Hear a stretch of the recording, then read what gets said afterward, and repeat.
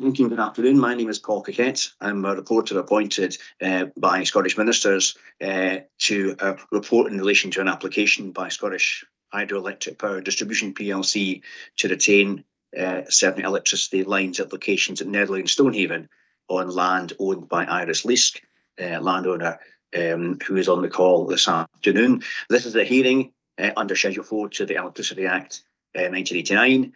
And followed from an application made on the 8th of June 2021 by SHEP seeking the retention of those lines. The parties are represented by, I think, Richard Davidson, Shepherd and Wedderburn, and by the landowner, Iris Leask, present today. So I'll just ask Richard to introduce himself and his witnesses. Thank you. Yeah, absolutely. So I'm Richard Davidson. I'm an internal solicitor at Shep D. We've got Nikki Black on the line and Fred Willis as well, who are going to speak to some of the facts in this case.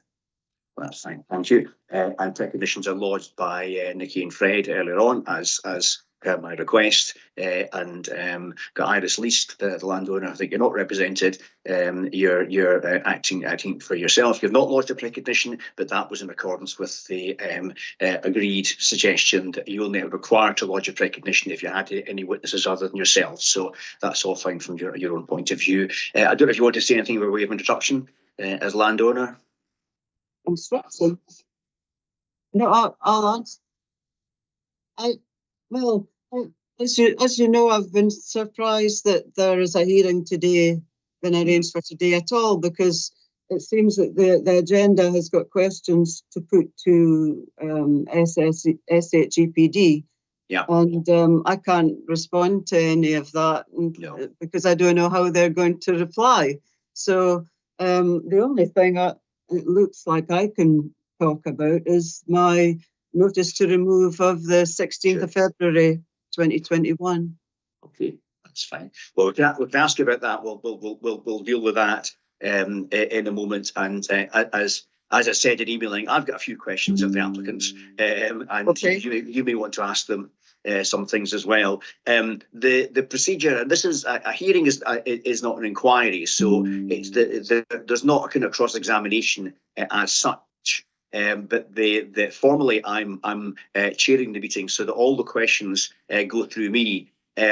But actually, at the end of the day, I'm trying to be quite relaxed about these things. And so if anybody has any points or anything arising or wants to ask any questions, then obviously if it's done in a kind of sensible, kind of respectful sort of way, I'm just happy to have this as an open and relaxed discussion. In fact, just on that point, I was going to just make a couple of preliminary points before we get properly started onto the agenda. And the first of which is that point about the fact that this is a hearing, and I'd like to make it as informal as I can. I know for some people are used to this sort of process, often face-to-face, sometimes virtual, but I know that others, including the landowner, is maybe less so. And so I'd simply say that I'd hope to keep this as informal as I can. But if there is anything that anybody doesn't understand that's happening as we go procedurally, is uncomfortable with anything, doesn't understand anything, just shout out and we'll try and resolve those issues as they arise.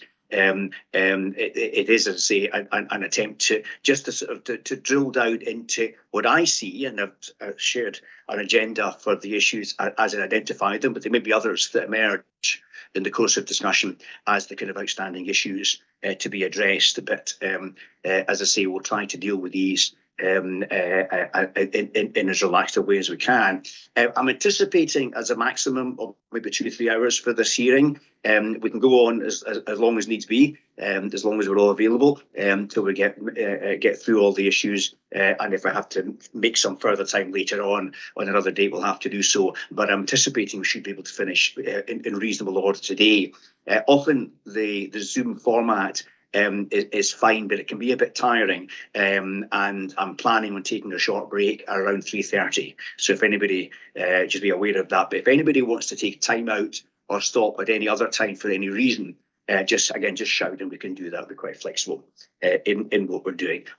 As I've said already, the proceedings are being recorded. today. They're not being broadcast live, but they are being recorded by DPA, and I have to go through a process of saying that participants today are consenting for data protection and GDPR purposes to the use of the materials and placing on the website in what is normal DPA practice. Access to that can be seen by going on the DPA website, and I think you all know the case number, but it's WAY-110-47.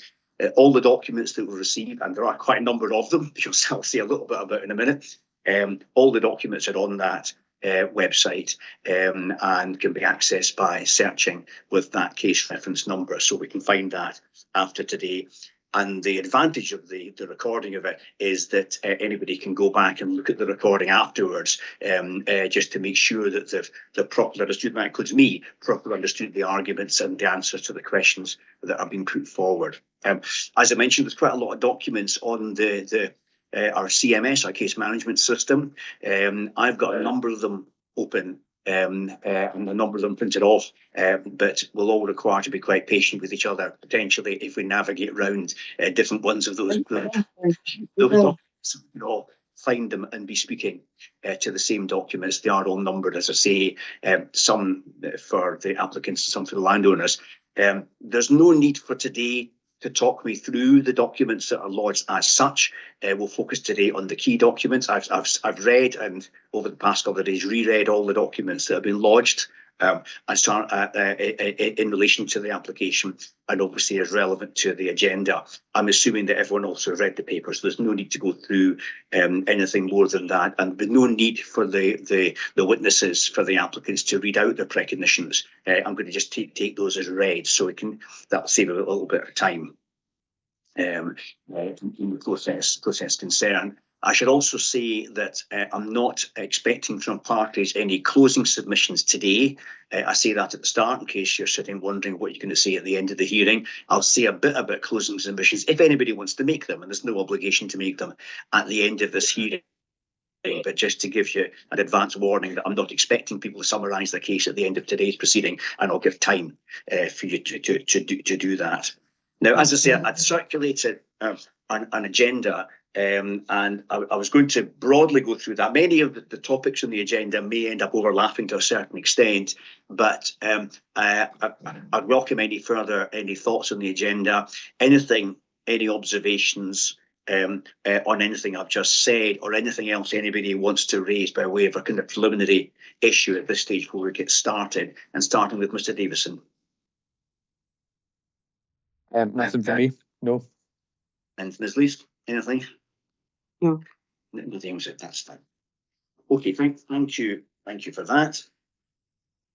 Now the first issue, which is the question arising of the matter of the date and the effectiveness and the validity of the notice to remove, and as we all know, we have two notices to remove that are before us just now, which were dated 16th February 2021 and 10th March 2021. And I've seen, and I think I understand the arguments that the landowner is making in those regards. I was going to open up to people to say what they want about the issues there. I had a couple of questions for the landowner and some other questions for the applicants in relation to that.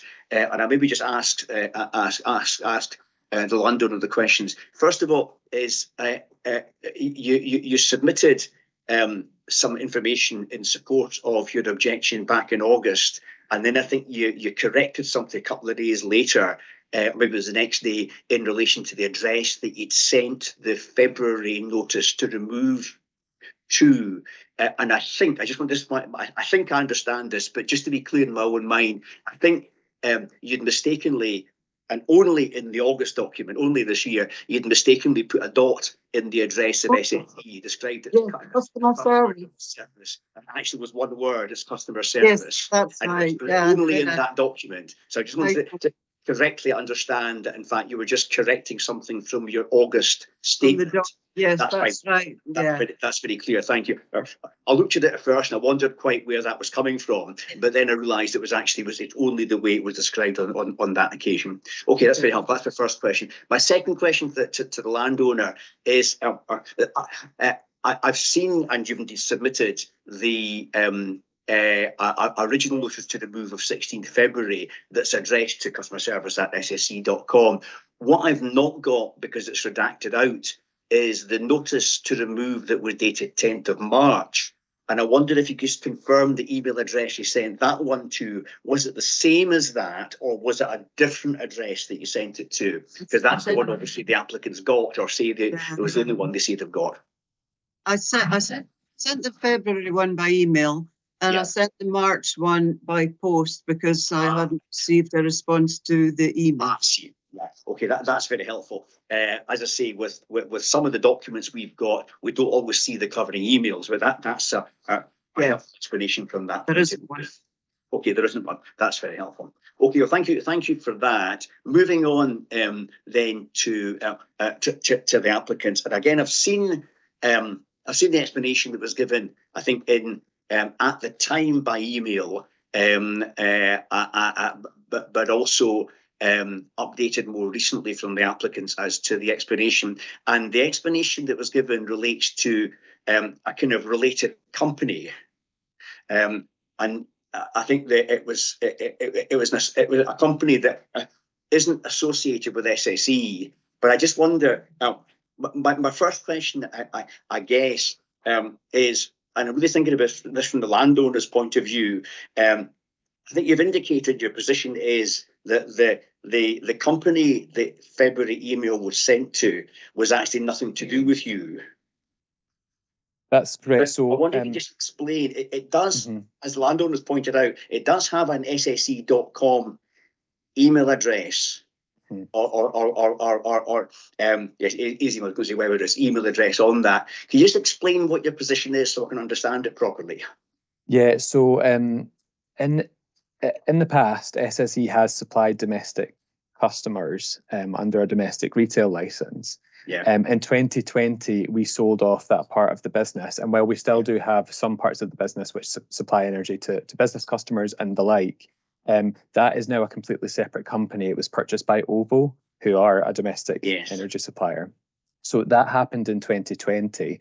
Now, in respect of the email in February, we've never received that. Even today, it's not come through any internal channels apart from through as least filing it in these proceedings. So it was completely new to us when we saw it, and when we looked at it, what we can see at the bottom of the email is that it's got reference to OVO companies. So if we have a look at WAY-110-47, if everyone's got that handy. Yes. What we have there is, sorry, just getting it open myself. That's all right. On the very last page there, we've got OVO Gas Limited, OVO Retail Telecoms Limited, OVO Home Services. And that's where we've come to the conclusion that this seems to have been an email address which is transferred to OVO with the purchase of that company, which would make sense because it's a customer service email address. Okay. So our position is that we have never actually received that at all. Yeah. And from the landowner's point of view, or any other correspondent's point of view, aside from a kind of an explanation in the bottom of emails, I don't know how regularly you look at the bottom of emails. I'm not sure I always do.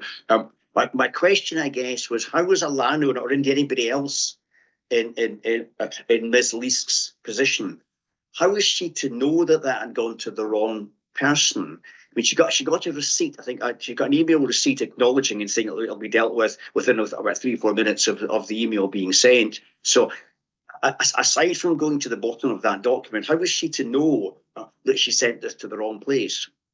So I fully appreciate that there is difficulty with that. I think what we would probably say is that the correspondence that we've issued both in 2013 and 2016 in respect to the Wayleaves had Shep D's information on it. So we clearly said that the Wayleave agreement would be with Shep D, and it has our registered company details and address. And certainly when the notice to remove was sent to us in March by post, it wasn't addressed to Shep D, but it was addressed to our postal address, and that's why we've received it. So I appreciate that there might be some difficulty there, but ultimately, if we've not received the notice, there's not really, we can't have knowledge of it, I guess. Well, I'll let Ms. Least ask anything she wants to about that in a moment. Just a further question on that. I think you indicated that the organisational change happened around 2020, which is obviously not terribly far in advance of the email having been sent to that address. I guess my question, looking more widely at your practice, is given that this followed from an organisational restructure, and given the similarity of the nature of the bodies concerned, are there any kind of internal systems you have with your sister companies so that important emails, this landowner can't be the first person who has ever sent an email to the wrong place on the basis of this. What systems does your organisation employ to ensure that documents that are misdirected are passed on to the right persons? So in any kind of separation, we would be coming to terms with the specifics of the transaction, I guess. Obviously, those. Excuse me for butting in, but I've just been cut off. All right, okay. I was cut off for the past couple of minutes, so if you didn't realise I was gone, I don't know what went wrong, but I've had to rejoin. That's okay. No, I see you rejoin. That's fine. I can see you now. What I was asking was, I'd asked a question about the generality. I don't know how far you got into the discussion and heard that, but I was asking a question about the generality of the email that you sent, and I was asking the question, I don't know if you got this much, is how you could be expected to know this had gone to the wrong place, except by looking at the bottom of the email that explained that OVO was the company concerned, and that how you or anybody else could be expected to know that this had gone to the wrong organisation when you got an email receipt within 4 minutes. And the second question I was just asking the applicants is, given that there was a separation of the companies as late as 2020, and your email was obviously early 2021. I was asking them what internal systems they have to ensure that any emails that are misdirected because of that split are passed on to the right people, given that you couldn't be expected to know that had gone wrong. And I think Mr. Davison was just maybe ask you to start your answer again to all of that as to the internal processes that you have to make sure that something directed to one part of the company gets to another part of it, when your sister companies effectively, and that the idea of a document going wrong, going astray for this reason can't be unknown given the similarities of the companies. So what I would just say, just to recap where I was coming to with this, is that the letters that we were sending to Ms. Leask in 2013 and 2016, some of which are lodged as Shep D9 and Shep D10, they have our address and registered company number at the top. It says Shep D, and certainly when Ms. Leask posted the notice to that address in March, that's when we've obviously received it, even though it wasn't directly addressed to us. So while I appreciate, we are a big company, and for Ms. Leask's part, it is difficult to have known, I guess, about the separation. The retail business is now completely separate to us. We don't have any connection to it because we have literally sold it off to OVO. So there will have, of course, been an agreement about that transaction, if you like, but we are completely separate now. So there are processes that will be in place for forwarding, I guess, emails and stuff. But just speaking generally, we are a big organisation, they're a big organisation, and sometimes things do get lost. What we can say for certain is that we've never seen the email from February. And Fred, Nikki, I don't know if you want to say anything at all. Just open it up to yourselves in case you do. No, I was just going to say the same as yourself, Richard, that obviously it wasn't as though we've remained or kept the retail business in-house. The retail business has been completely sold off to OVO. So from 2020, we've not had anything to do with the retail business, and I think there would have been an agreement for a period of or a period of where they would still use the Scottish Hydro and Southern Electric Wayleave that you see on the bottom of the automatic reply for a period where it would transition over to fully OVO. I mean, I'm an OVO customer, or I was a SSE Hydro customer myself, and I just transferred fully to OVO in the summer. So I think there was a period where maybe the names were being used for us both, however, two completely separate companies. Fred, do you want anything to add? I've got two follow-up questions, but Fred, do you have anything on that? Not really. I'd just be repeating the arguments that Richard and Nikki have made. But it's our position is that it was sent to a company which was not the license holder for the application. Yes. So when was it in 2020 that the separation into two companies happened? Oh, I don't have the exact date. It was in January 2020. It's in January 2020. So if there was a system, as Nikki has indicated, for an automatic forwarding of emails, and you're not indicating how long that was in place for, but if the email was sent at the 16th of February 2021, that may be beyond the end of that period. I don't know if you know that. If you do know that, that would be useful to have. But it does sound as if what you're suggesting was there was a system in place of automatic forwarding of emails that may have come to an end at some point prior to the landowner serving that notice in February 2021. Is that before I go into a second question? Is that a fair assumption? I think what we're doing is speculating, to be honest, because the three of us haven't seen the terms of that agreement, nor what is specifically said about processes and stuff. And certainly they'd be confidential in a lot of ways. But I think what Nikki's basically saying is that, of course, it's something we'd want to try and do is to ensure some kind of service continuity generally. But at the end of the day, all that we can really say is that we haven't seen this email. We don't know the reasons why. Yeah, okay. And I think you said, Richard, you said at first, I think that you didn't think there were systems in place, but then I think you said, and maybe this is consistent with what Nikki said, that you think there were systems in place. Well, sorry. Yeah, so carry on. No, I'm assuming, therefore, you simply don't know. Exactly. I mean, yeah. So what I was getting at is there was a period of time where whilst SSE Retail was being transferred into OVO, that they continued to use Scottish Hydro as the trading name, and they've kind of slowly transitioned all customers over to OVO. So until summer, I was still being supplied, you would say, by Scottish Hydro, but as the email suggests, it was a trading company of OVO Electricity. Okay. I appreciate you can't speak for OVO, so I'm going to ask a slightly hypothetical question about your organisation. If the situation was the other way around and the landowner, in this case, was trying to communicate with OVO and sent something to your organisation, and you could clearly work out it wasn't for you, what would you do? I think that we'd be sending it to OVO's registered address, assuming that we didn't have any contacts internally for the specific thing. I think that is usually our first point is do you have any contacts that you know of? And secondly, if not, then sending it to their registered address. If we know the correct department, we would address it to that address. Certainly.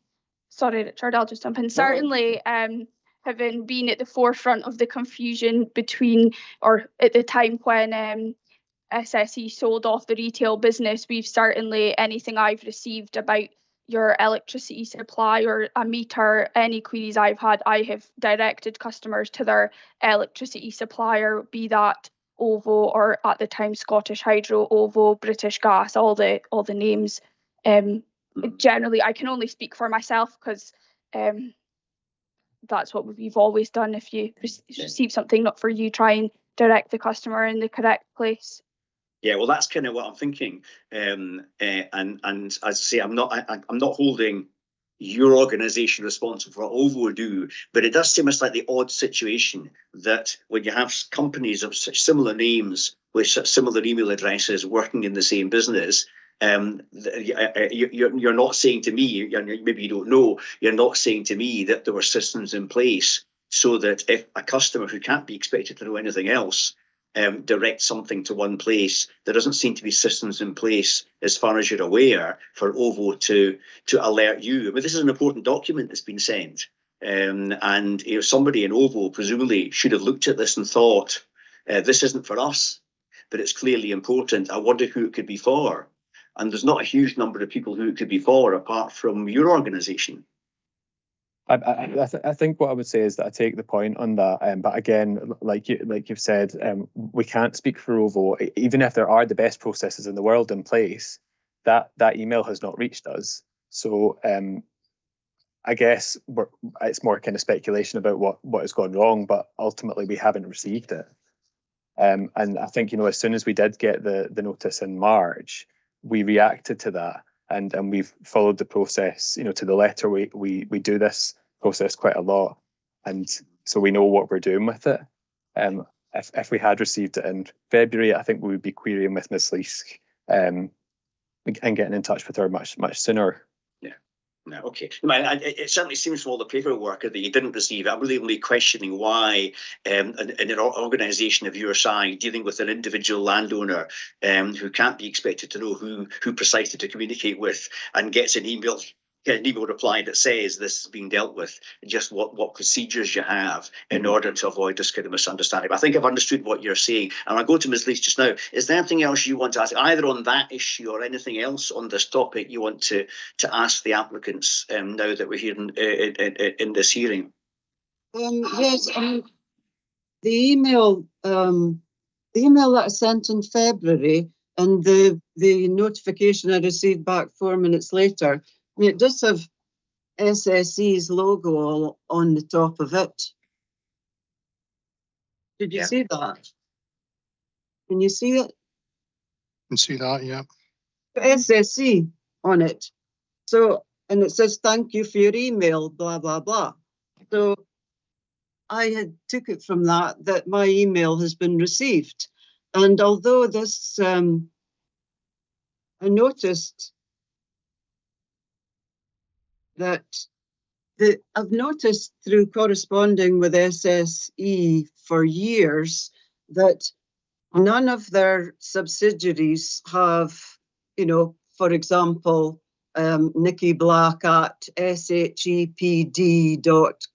or co.uk. None of their subsidiaries use email addresses other than at ssc.com. So why is that?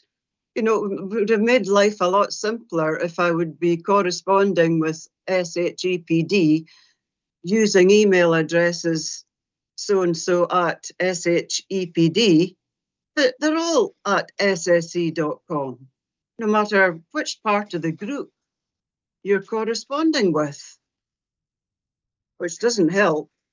So if I might just answer I was going to ask you if I need to comment on that, yeah. We do have different subsidiary companies, and they each have a different function. Our parent company is SSE PLC. That's the parent company. Yeah. We have different subsidiaries, and SHEPD is a license holder. It holds a license to distribute electricity. And so if we could look at SHEPD 9 and SHEPD 10 for a wee second, sure. What we can see. Let me just get it over myself, sorry. Sorry. So what we can see on the second page of SHEPD 9 is that the proposed Wayleave agreement would be between SHEPD, Scottish Hydroelectric Power Distribution PLC, and Mrs. Iris Leask. And if we go down to the third page, it tells you that the company, SHEPD, is registered in Scotland. It's got our company registered number and our registered office address, which is in Ralmond House, 200 Dunkeld Road. And that's the same on SHEPD 10 as well. So while, I appreciate everything that you're saying here, but we do have details here. And I think ultimately what we're saying is that notice in February, if we're calling it a notice, wasn't ultimately delivered to us, to Shep D? But that's not my fault. I've emailed people at SSE, Hydro Board, SSE PLC, SHEPD, and all of the email addresses are at sse.com. With regards to OVO, then this message at the bottom of the response I received about OVO is purely to let customers know that part of SSE PLC has been sold to OVO. But it had nothing to do with Wayleaves, it had nothing to do with me. But I would think that the email address customer service at SSE would receive emails in about all sorts of things, and lots of them could be from people who were customers of their domestic supply business, and that I think that's why they put the OVO information onto the bottom of this reply. Yeah. Just to advise a lot of people who might contact them about their domestic situation that, you know, OVO now owns it. Okay. I think we've taken this probably more or less as far as we can go, but just Mr. Davison, just to be clear about it, I take it you're not suggesting that Ms. Lease ought to have spotted this problem because it had the company number on it. You mentioned the company number. She can't be expected to know what the company number is. So presumably you're not arguing that the reference to the company number is part of your case. No, I think what I'm saying is that under the guidance from the Scottish Ministers about the applications for necessary Wayleaves, it says it needs to be made by a landowner or occupier in writing and delivered to the relevant licence holder. And our position in this case is that it wasn't delivered to the relevant licence holder. So I guess what I'm trying to say is that there were details being passed about here which did show who that was, but for whatever reason we haven't received that. And if I might just go on a little bit further, sure, on this, Ms. Least's position on this doesn't seem entirely clear to Shep D, because in some of her statements of case she's making points saying that she has no wish to terminate. She doesn't want the existing agreements to be terminated. She's not issued a notice to remove, and that there is no termination in the situation. I think she says the applicant is not in receipt of a notice to remove from this landowner. And then that kind of changes in August 2022 when this February email is brought up.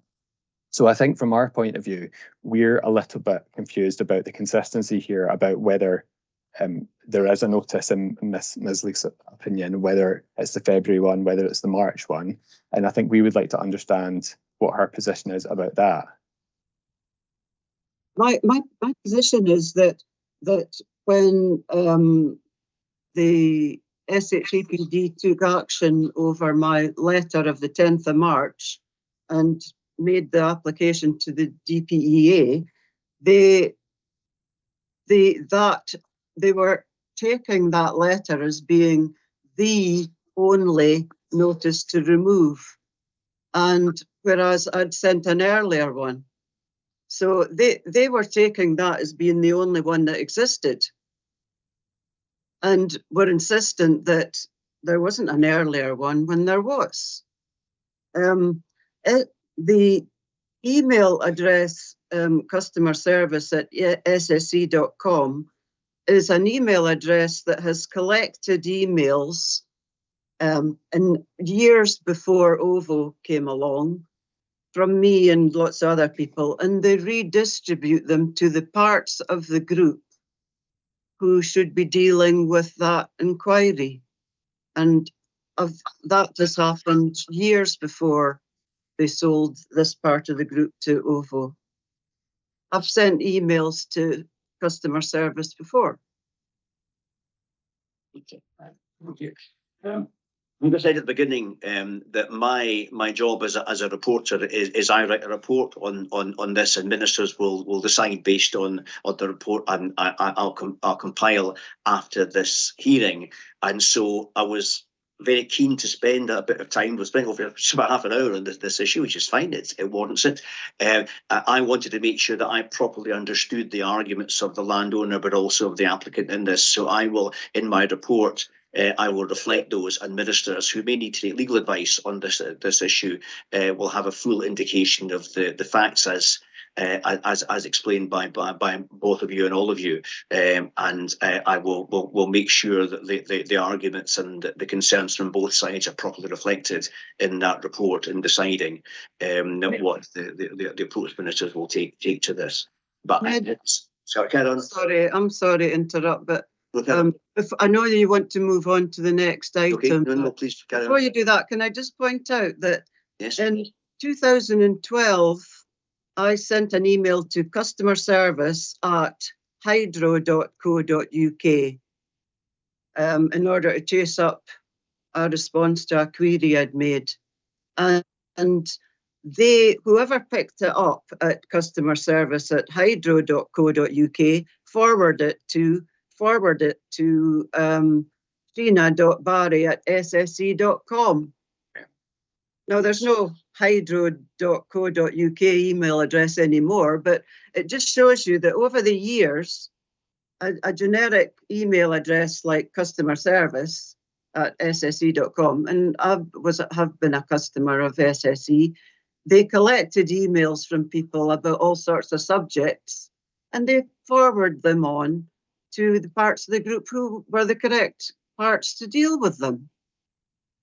So my email did reach somebody at SSE, but was simply not forwarded on. And in fact, looking at the reply that came in 4 minutes later, I see that the reply came from customer service at sse.co.uk. Does that make sense? I'd sent an email to customer service at sse.com, and 4 minutes later, I got a response with SSE on it from customer service at sse.co.uk. Well, how can that happen? It just gets worse. They don't know what they're doing at SSE. Sorry, they don't. Mr. Willis, you wanted to comment on that? Yeah, I was saying, being asked to speculate on responses, which we're not in a position to do. I think acknowledge what Mrs. Leask has just said there, but as we covered in our earlier discussion, a fundamental change took place in January 2020 when our retail energy business was sold to an entirely different company. So that changes the arrangements and how matters like this be dealt with. But it didn't affect me in any way whatsoever. I don't use OVO. My sister received information from OVO advising her that she had been moved from SSE to OVO, and I've seen the documents that she received. So customers were advised about this changeover. I'm not one of them, but I've corresponded with customer service at sse.com years before, and this email address still existed until about a couple of months ago, because I continued to send emails to customer service at sse.com after June this year and received responses back. And then all of a sudden, someone at SSE PLC advised me that they didn't recognize this email address at all, and they don't think they ever had an email address at sse.com. Absolute nonsense. So they've suddenly taken it down because I've got this problem, this issue with them, and they've gotten rid of it altogether now. If I could just jump in there and just explain make a comment.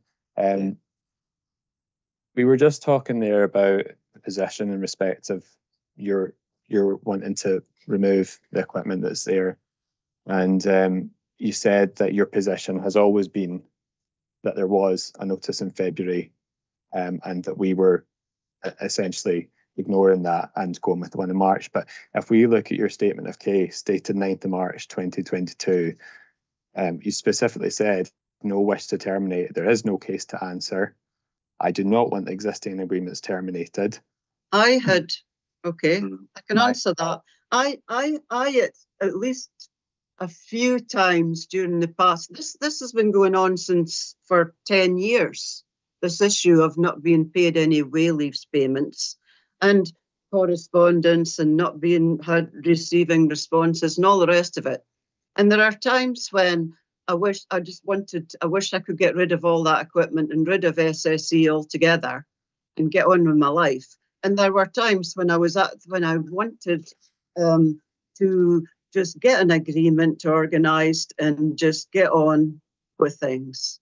And this was one of those times. There was a time a year ago when I just wanted to receive an agreement that I was happy with and just sign it and carry on. But then I changed my mind. I changed my mind because Fred sent me an email saying that no, they weren't of a mind to, going back now. They'd raised this matter with DPEA and SSE. I've got an email, Fred, from you saying that SSE are not minded to accept that I might wish to go ahead and get an agreement sorted. So it was SSE who stopped that happening, not me. Sorry, I was just going to bring up there that we obviously received the notice in March of 2021, and there was no reference made to the February email until April of 2022 in any of the discussions that we had with Miss Leask. There was we had no reference to this February email until April, which we tried to clarify what that email was.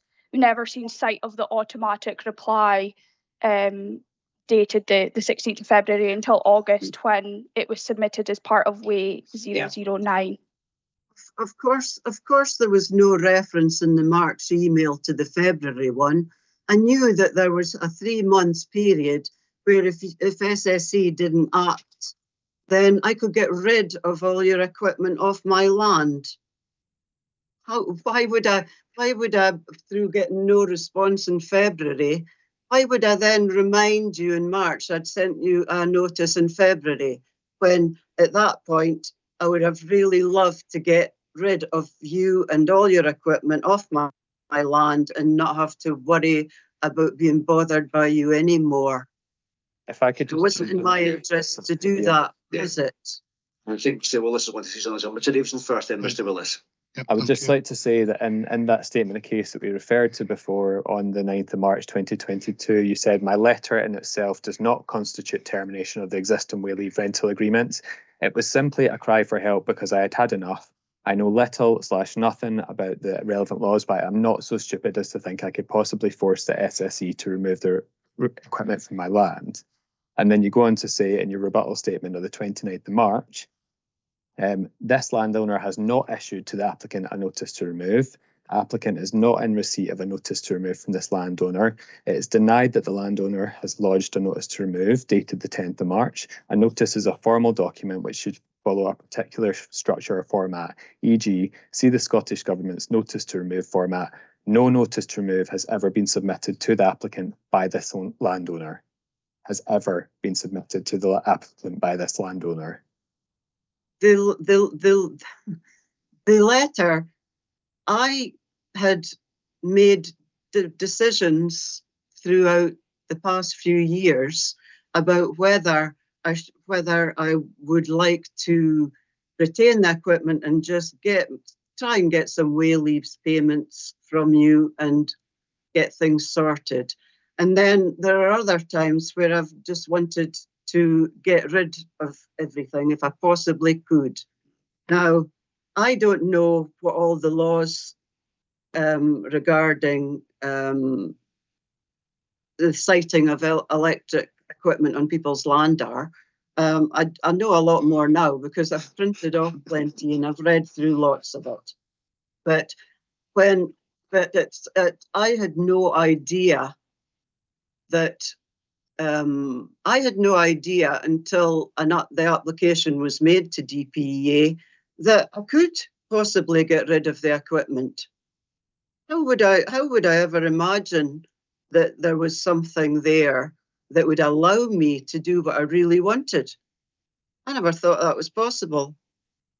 But Fred, you know, when I was willing to go along and with SSE and make, you know, and agree a Wayleave agreement with SSE, Fred said, no, we're not going to do that now. It's too late. So yeah, I gave them options over a period of time to not have to go through with this, but to just, you know, agree an agreement with me. But the last time I did that, Fred said no, the SSE weren't going to agree to that anymore. That they were made this application, and that was that. So fine, I've accepted that, and my position is that I want rid of the equipment. I'm going to bring in Mr. Willis now. I think then we can close this issue off at this stage, and then other items to discuss. But Mr. Willis, first of all. Yeah, I just want to respond to Mrs. Lee's comments there. The email she's referring to is our submission SHIP D42. Yeah. That was in response to Mrs. Lee's asking if what would be the effect of her withdrawing her notice to remove of 10th of March, posted notice to remove. And I explained in that email that Mrs. Lees was perfectly entitled to do that. I explained that given the advanced stage of the proceedings and the fact that we had still not reached an agreement, that we were not minded to withdraw our necessary Wayleave application. I concluded the email by reiterating again that we wish to reach an amicable agreement, a voluntary agreement with Mrs. Lees, and offering again to meet with Mrs. Lees at our property or discussing on the phone with the purpose of resolving what outstanding issues that Mrs. Lees was not satisfied with. And unfortunately, that offer was not taken up. Yeah, so I just wanted to add on to what Fred was saying there, that we issued a few offers over the year, SHIP D9 and 10, which Richard has laid mention to, but also SHIP D41 on the 11th of March, and a subsequent offer in SHIP D36 the 19th of April, to which we have received, we've had no response from Mrs. Leask on those offers. So we have been trying to reach a voluntary agreement. I'm going to come a little bit later on to the correspondence between parties. It's on my list of issues to raise. And I can hear you, Nikki, but you seem to have frozen on screen. So I don't know if you can still see us, but you're frozen in my screen. Yeah, I can see you. That's all fine. Okay, thank you for all that. I think I understand the arguments on either side and can report accordingly. I want to move on actually to another issue, just for my satisfaction on the kind of title position that in the course of this examination, I've been provided with title deeds. There doesn't seem to be any suggestion or possibility that anybody else has an interest in the land, a tenant or whatever, and I'm presuming that remains the position. But I noticed in the SHIP original application that there was reference made to a number of previous Wayleave agreements that had been found, and at that point, dating back to June 2021, you were still hunting to see if there's any other historical agreements. I presume that there hasn't been anything else that's been uncovered in the applicant's further investigations in relation to Wayleave. So the Wayleave agreements that are the ones that are lodged with DPA, they're the only ones you've been able to uncover, I presume. Mr. Davidson.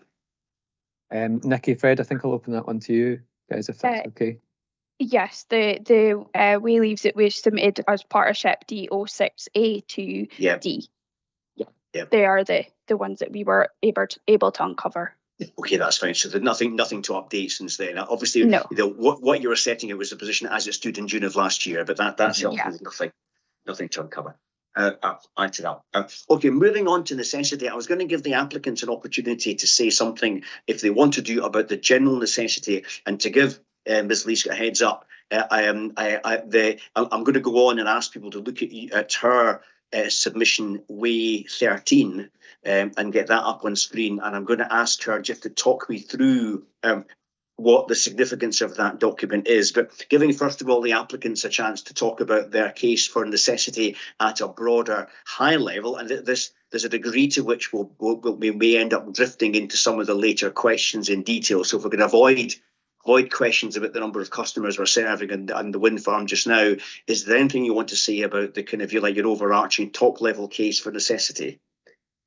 That's to Fred, I think, if that's okay, Fred. Yeah, it's fine. Yeah, thank you. Just further add to the statements in our statement of. Should I wait until Mrs. Lease comes back? Yeah. Oh, here she is. I don't see anything. No, we just waited till you came back.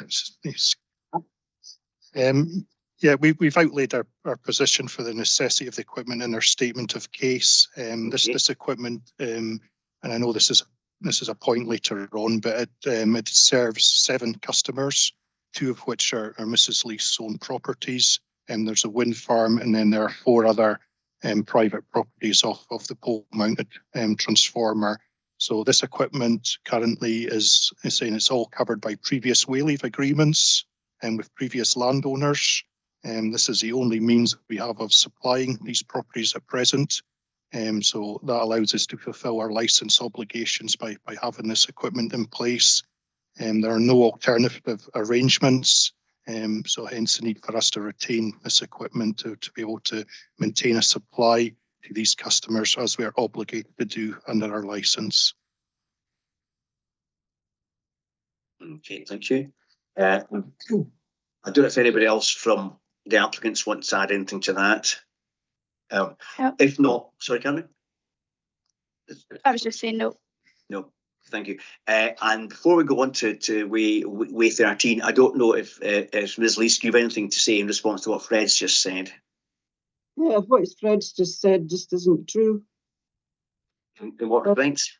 Well, he's saying that the line going through my land serves my 2 houses, and the 7 properties.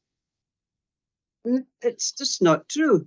In Way 13, I sent a photograph showing the lines running down the road outside my house are the ones which service the properties on this road, and it's the line B which crosses across country is the are the poles that this application are about.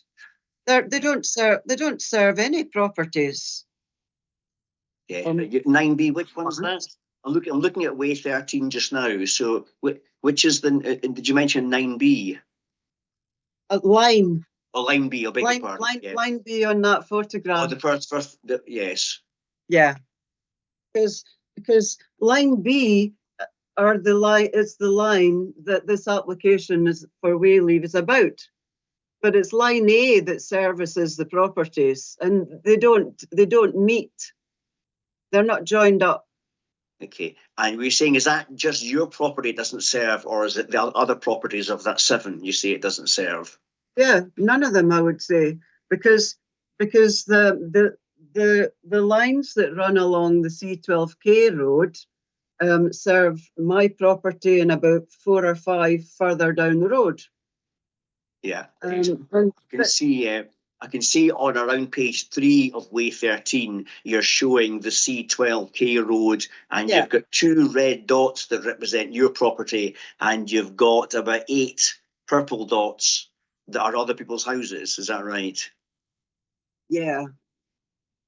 Sorry, I don't know if it's worth me just jumping in there and referencing some SHEP D plans that we submitted to maybe clarify. So it's SHEP D 04A and SHEP D 04B. Okay. So 04A. 04A. Okay, thank you. And if you give the landowner just a moment to get that. Yeah, that one no up. worries. At least I found 04A. Fantastic. Yeah. I don't know. Yeah, I'm following that. What about it? Yeah, okay. Yeah, so on 04A, I have shown the landowner's title shaded brown. in the lines in which the necessary Wayleave application relates to in green. So the it's hard to distinguish, but the green line, you would say at the northern side, the line highlighted green, that's the one that goes to the wind farm. The green highlighted red line at the bottom of the page, that is supplying the 4 private properties. Okay. So that is 5 out of the 7. And if I just reference 04B, Okay. again, you'll see a highlighted green line. Again, it's the same line for the wind farm. It crosses Mrs. Least's property at 2 points. I've also highlighted an underground cable at where the Red Moss Cottage transformer is, and an overhead line section down at South Cookney, which supplies South Cookney Farmhouse. That 2 pieces of apparatus are supplying Mrs. Least's property with electricity. So we have included them in our application, hence the 7 customers that we have reached. So there's a bit of green just next to Red Moss Cottage. Yeah, so on there's 4B. So there's that bit, and then the bit, I presume, to the north of that is a line that goes towards West Cookney and back to Cookney. So so there's that one there, the one at Red Moss Cottage, and then just further down you'll see South Cookney transformer. There's a small green section there as well. I see a green section there. Yeah, okay. So that's making up the 7. The wind farm obviously is not on these maps, as it is a little bit away from. It's distant, isn't it? Yeah. So yes. Yeah. So, sorry, you finished there, Nikki? Yes. I just thought it was easier to show on the maps. So, what's the landowner's comment on that? How can we marry up that information? Do you think what's just been said is not right? No. Yes, that's right. It's not right. It's not right. I mean, this road, the C12P. I can't hear you, Mrs. Least. I'm sorry? I can't hear you. Oh, can you hear me now? Yes, thank you. Oh. Yeah, loud and clear for me, thank you. The road that my house is on and these other properties down along the road are not being served by the line that crosses the country and on my land at all. As the picture in the first page. Is it WAY-13, is it? Shows, and WAY-13, yeah. Okay. Which page? Yeah. This picture again. Sorry to keep coming back to it. That's okay. Yeah, but you know that is the road that the houses are on, and the lines running along the roadside don't join up with the lines on my land at all. They're entirely separate. One lot runs under the other lot, and the houses along here are served by this line going along the roadside, whereas the Wayleave application concerns the line that runs underneath it. It doesn't serve. Mr. Willis was one to comment on that. Yeah, what Mrs. Lee said there is correct, that the 2 lines are not connected because they are different operating voltages. And the line, one's 11,000 volts, one's 33,000 volts. If the line which runs parallel to the road outside your property, Mrs. Leask, you're quite correct that serves all the neighbouring properties which you've highlighted. There are also connections come off of that, cross the roads, come onto your land to serve your properties. And that apparatus has been included as part of our necessary Wayleave application. The 4 private customers off in North Hilton are also served off a different 11,000 volt line, which is included as part of our application.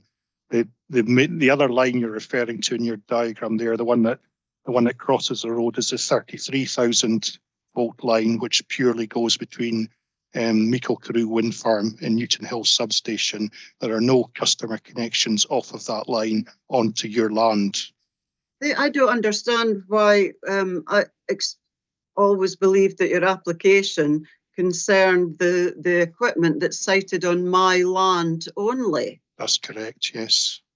But you've just said that you're also including the poles that run along the roadside. No, we're not. They are not part of our application. I understood that not to be part of the application. I think in the application it makes it clear some poles are and some poles are not included.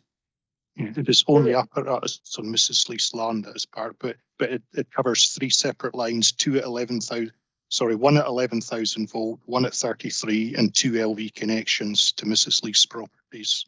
But the connections to my properties come off the poles that are running along the roadside. That's correct, yes. So the application is for the low voltage apparatus that is on your property. So at Brackenlee, it is an underground cable that is in your garden, and then it's South Cookney farmhouse. It's an overhead line that comes from the line across the road. Yes, but the 6 foot of underground cable, because I've got a pole outside my house with a transformer on it. Yeah, thanks.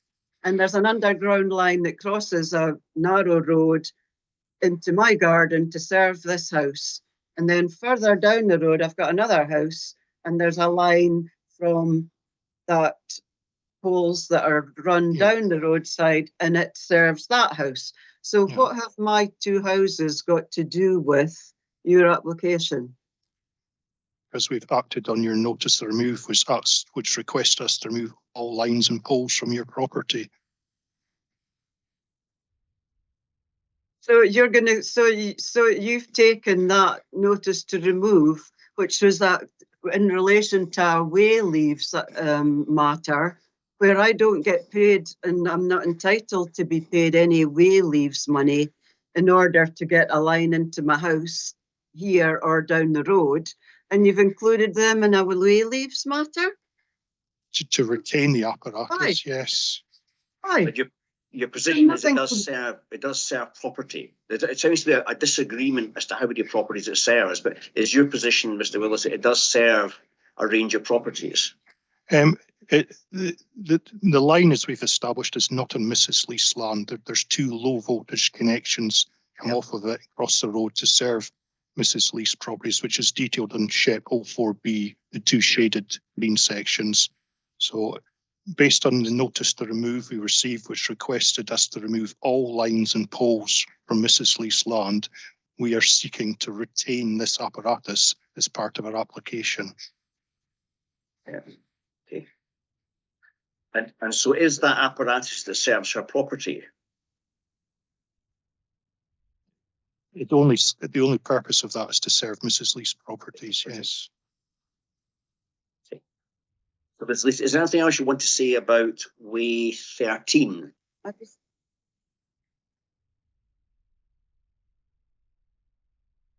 Yeah, my notice to remove was 16th of February states SSA have a number of electricity poles on my land and there is no Wayleave rental agreement in place. Having tried to get this sorted out over a period of a number of years, my requests should continue to fall on deaf ears and I have had enough. So this notice to remove relates to the equipment that's sited on my land, which is subject to Wayleave rental payments, which should have been paid to me. Yeah.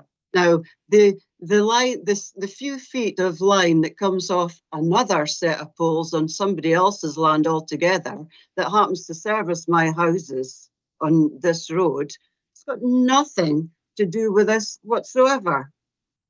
Yeah. Nothing. Yeah. I'm not entitled to receive nobody receives Wayleave payments for apparatus which is simply there to serve their house. It's ridiculous. This has got nothing to do with this Wayleave matter at all. So I can't understand why they're claiming that I'm asking them to cut my houses off from electricity. The poles that run through my land aren't serving any properties at all. And yet they seem to believe that I want them to cut my houses off, where they get a supply of electricity from a completely different line of poles running along the roadside verge. Doesn't make any sense. But the applicant's position presumably remains that in your view, in your assessment, that the 7 properties that are identified, we'll come to the wind farm in a moment, the 7 properties are ones that are served and require this equipment to be retained to serve those properties. That is our position, yes. Yeah. Okay. One, again, setting aside the wind farm just now, to the landowner, do you accept that there's any properties served by the equipment, any properties get electricity from the equipment concerned, or is your position that none of them do? But the equipment that's sited on my land serves no properties. At all? No. Yeah. That's my position. Yeah. None. It goes across country, over my land and on my land, and there are no properties there that are being served by it. So you're saying there's no properties on your land that are getting served, or are you saying there's no properties anywhere being served by them? So, I mean, for example, it could be crossing your land in order to serve property, no. Down the road. If I could add, I think what Mrs. Leask has said is correct in reference to the 33,000 volt line, which is the one going to the wind farm we're going to talk about. But at North Hilton, there's a separate 11,000 volt line on Mrs. Leask's land with another pole-mounted transformer, which serves 4 other properties, and that is covered by our application because they would lose their supply if we were to remove the equipment. Those ones will be. If what you say is correct, that the poles on the Netherley Road are on my track and on my land, are no.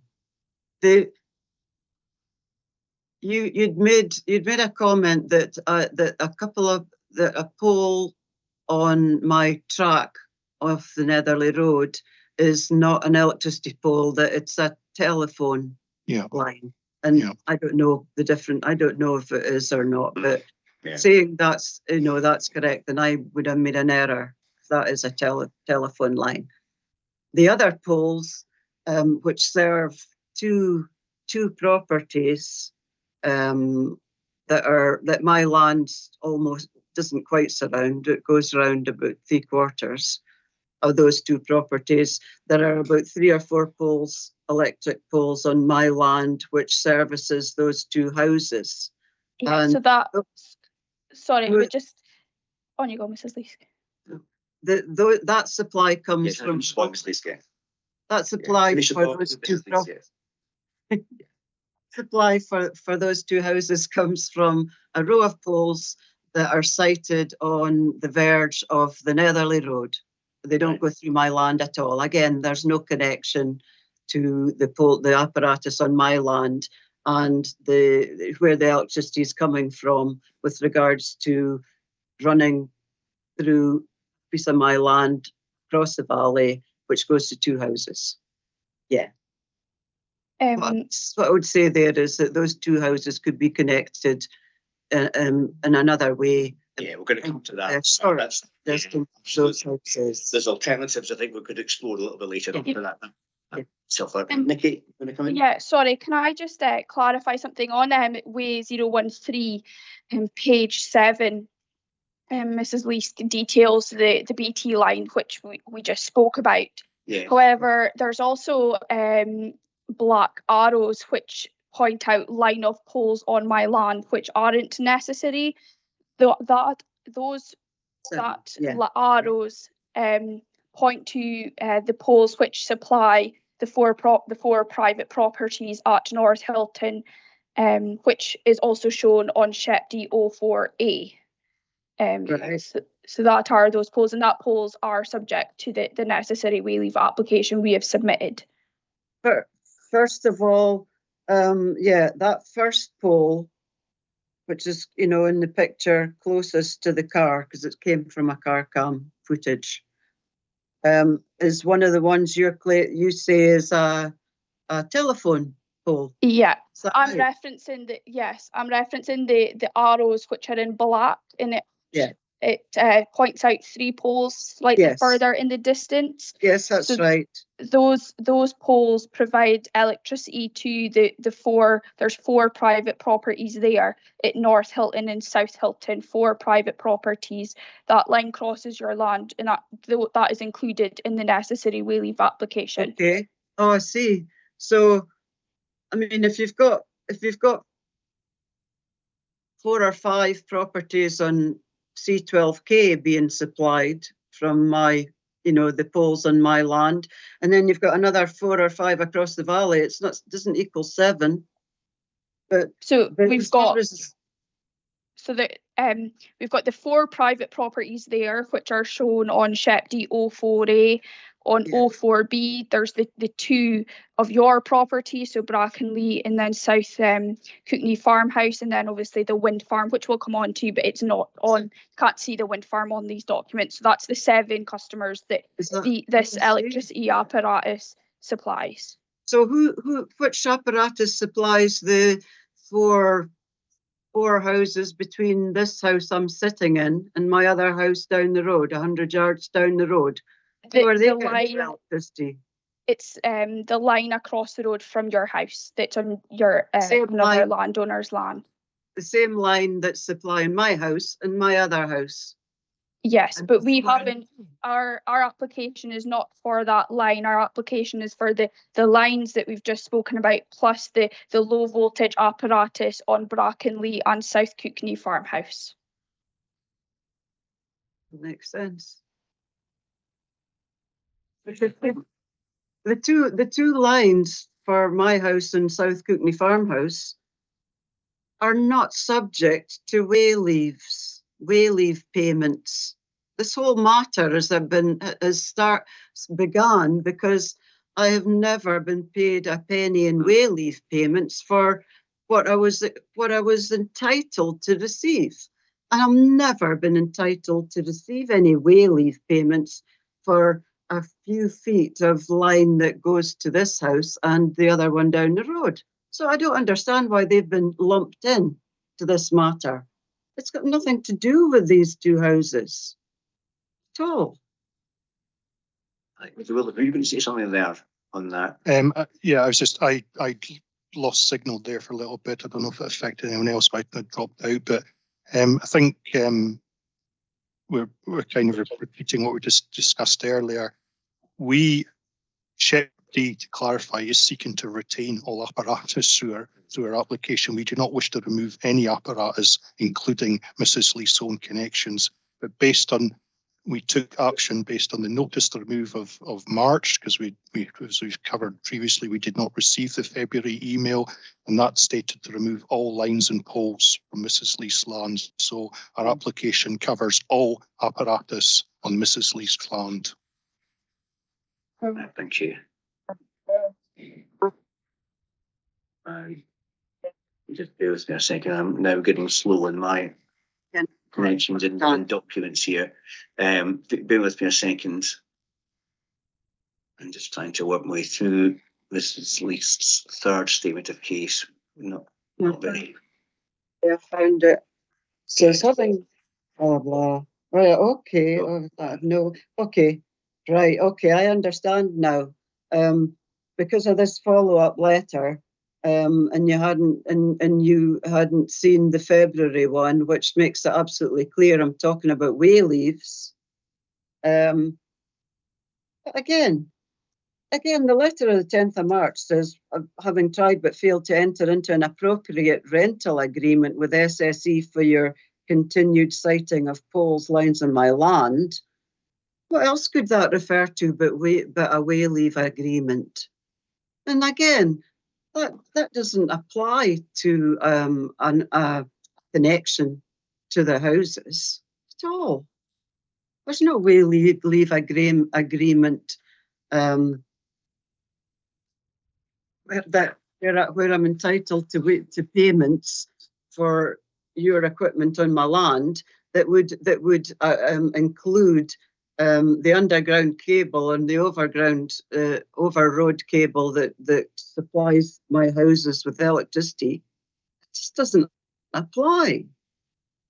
It wouldn't, you're correct, Mrs. Leask, it wouldn't be a paying agreement, it would be a free Wayleave agreement for apparatus which only serves your properties. Of course, I'm not asking SSE to remove the electricity supply to my houses. Yeah. Of course, I'm not. I'm not that So- hard. So going then, since we're talking about the 7 houses, looking at SHEPD document 43, and that's the response to the landowner's submission in August. The position there, as I understand it from the applicant, is they still take the view with the response to point 7 that their position under reference to SHEP 4A and 4B is that there are 7 customers served. And that was set out in the email of 25th April 2022, which is SHEP 36. So that's the remains the position as far as the applicant's concerned, I think. That's correct, yeah. Maybe in light of that, sensible to move on to the issue about the wind farm, which I think Ms. Leask have made various points on, but you've most specifically dealt in detail with your questions. Is it Amico Carew, if that's how it's pronounced?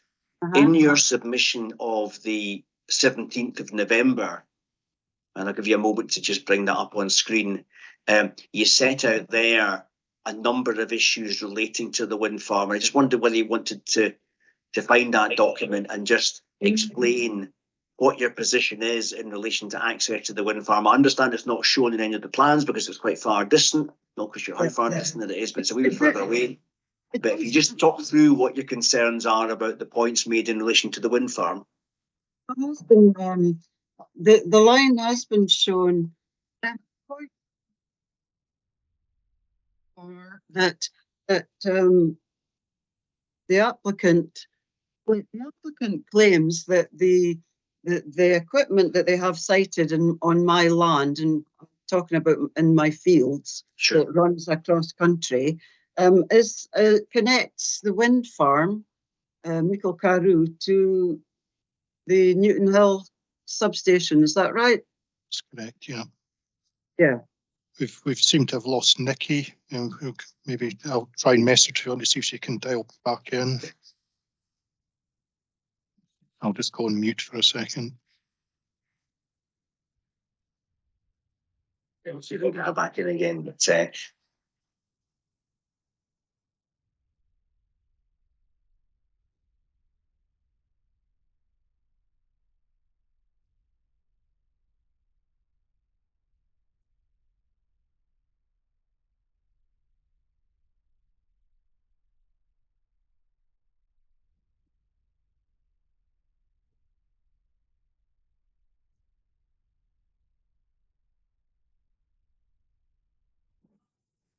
while we're waiting for that, I think the position of the landowner is in the third statement of case, and she says 2 paragraphs. The first of which says the electricity generated by the Michael Carew wind farm is transported to Newton Hill substation, where it's then transmitted across the distribution network. Each wind turbine has its own transformer, which modifies the voltage for being fed into the power grid. The landowner disputes the applicant's claims that the apparatus sited on her land supplies the wind farm. That's paragraph 4. Yes. 5 then goes on to say the Michael Carew wind farm does not directly serve consumers. The electricity lines which serve the area in which the applicant's apparatus is sited comes from the Newton Hill substation, as it did for many years prior to the wind farm being built and subsequently becoming operational in 2013. So that's the context from the statement of case. Though, as I say, there was a bit of further information and other emailing provided in the landowner's submission of 17th of November. So it's that I'm keen to explore and understand better when Nikki's back on the line. Yeah, she's trying to dial back in. She's had a crash in her Wi-Fi connection. Right. One option we have is to take a 5-minute break just now. I think I said we'd break at 3:30, but it may well be, given that it's nearly 3:20 just now, if we want to take a break, if Nikki hasn't rejoined us in a moment, we could take a short break and then reconvene in a few minutes. Then I might find the 17th of November. Well, okay, we'll do that in that case. That'll give you time to gather your thoughts and gather your papers together. She wants to come back at 3:30. If you could maybe say to Nikki, we'll rejoin at 3:30, and we'll start then with an assessment of the issues relating to the wind farm. Okay, no problem. Thank Adjourn you. to 3:30. Thank you. Thank you.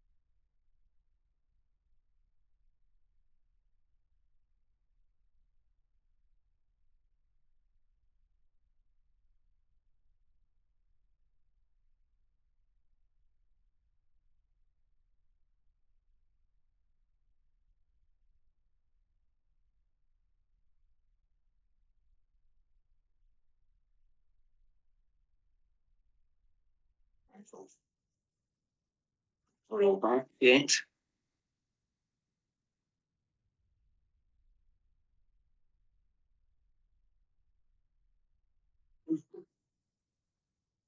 Hopefully Nikki's rejoined us. Yeah, I'm on my mobile. There's no way to Hello. try and switch devices. All right, oh well.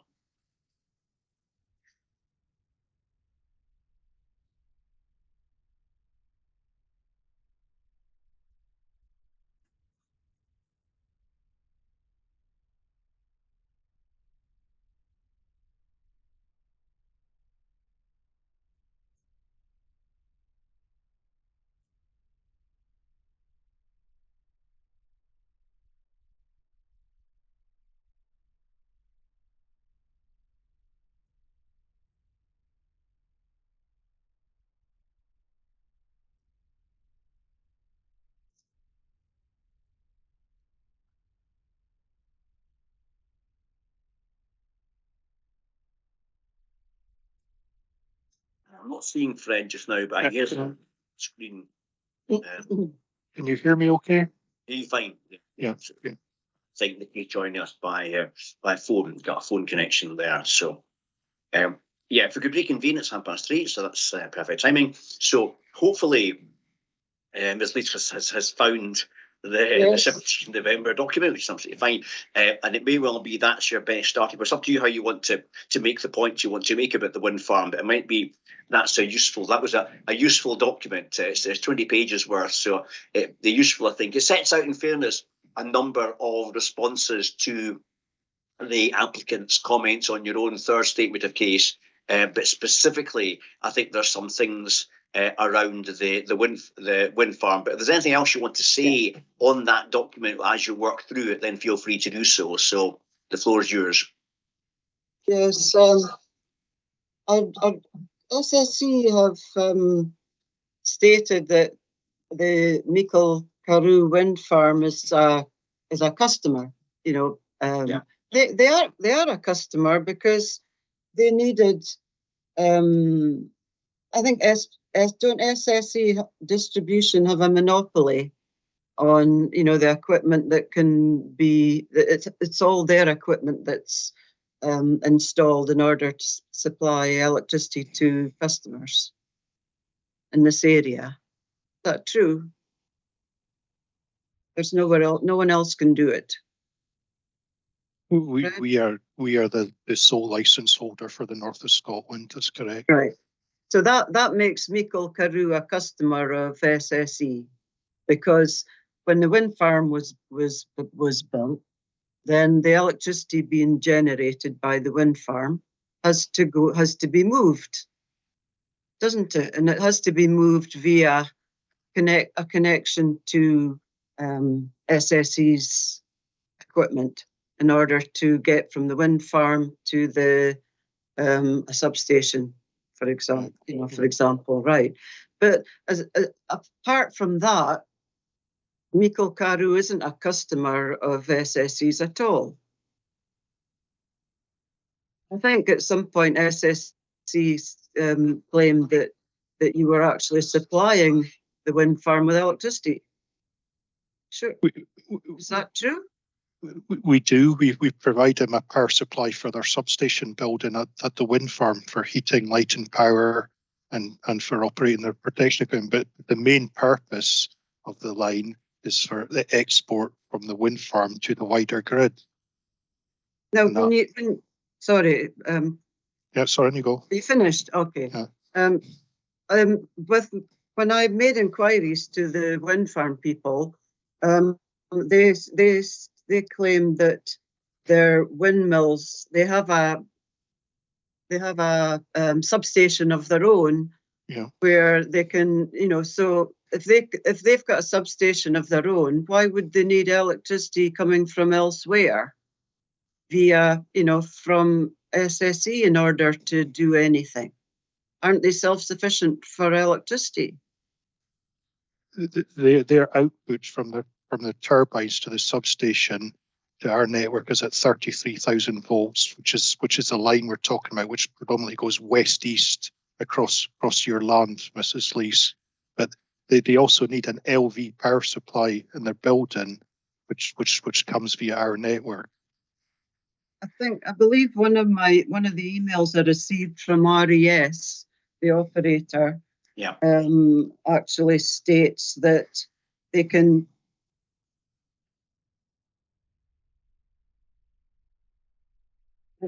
change the output themselves on site. There's an email that you give us on 25th of July that talks in terms of the wind farm being connected to the Newton Hill substation, and it says each turbine has its own transformer which modifies the voltage so the electricity generated can be fed into the power grid and transported to consumers. Is that the email you're thinking about? Could be. Could be. So are you saying that the only voltage they can create and move off-site is a 33 kVA one? That's what they export to the grids through the line. Right. But I'm still confused as to why the wind farm needs to be served with electricity from SSE. Well, I don't know the precise arrangements at the wind farm substation, but if the turbines aren't operating, they do not have an electricity supply.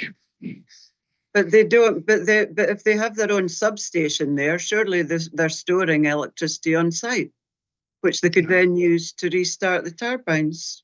Not that I know, I don't know much about it, but I've been learning. Yeah, I'm not aware they have any storage facility themselves at the site. They've got their own substation on site. That's correct. Does that mean they've got storage facilities? Not necessarily, no. It would be unusual if they did. These technologies do exist, but I'm not aware they exist at the wind farm. When the turbines, when the wind is blowing, when they export electricity, is converted to 33,000 volts, which is the operating voltage of the line going across your land. It's converted to 33 kVA in order to move it to your substation goes to Newton Hill, yeah. In order to redistribute elsewhere. Yes. Including, so that the voltages can be changed by your people to suit the customers. Is that right? Well, it goes into the the grid network at 33,000 volts, and then it'll, depending where it goes, then it goes down to 11 kV, 11,000 volts, and it goes down to low voltage to supply properties. Yeah. And and so how do you supply them back then? By which means? If you say we provide a transformer at their substation, which goes from 33,000 down to the LVs to give a domestic power supply, if you like, for their substation building. So you've supplied the equipment, but it's in their substation. Did you sell it to them? Well, I could answer these questions, but I'd like to question what the relevance of it is to an application to discuss contractual details with another party.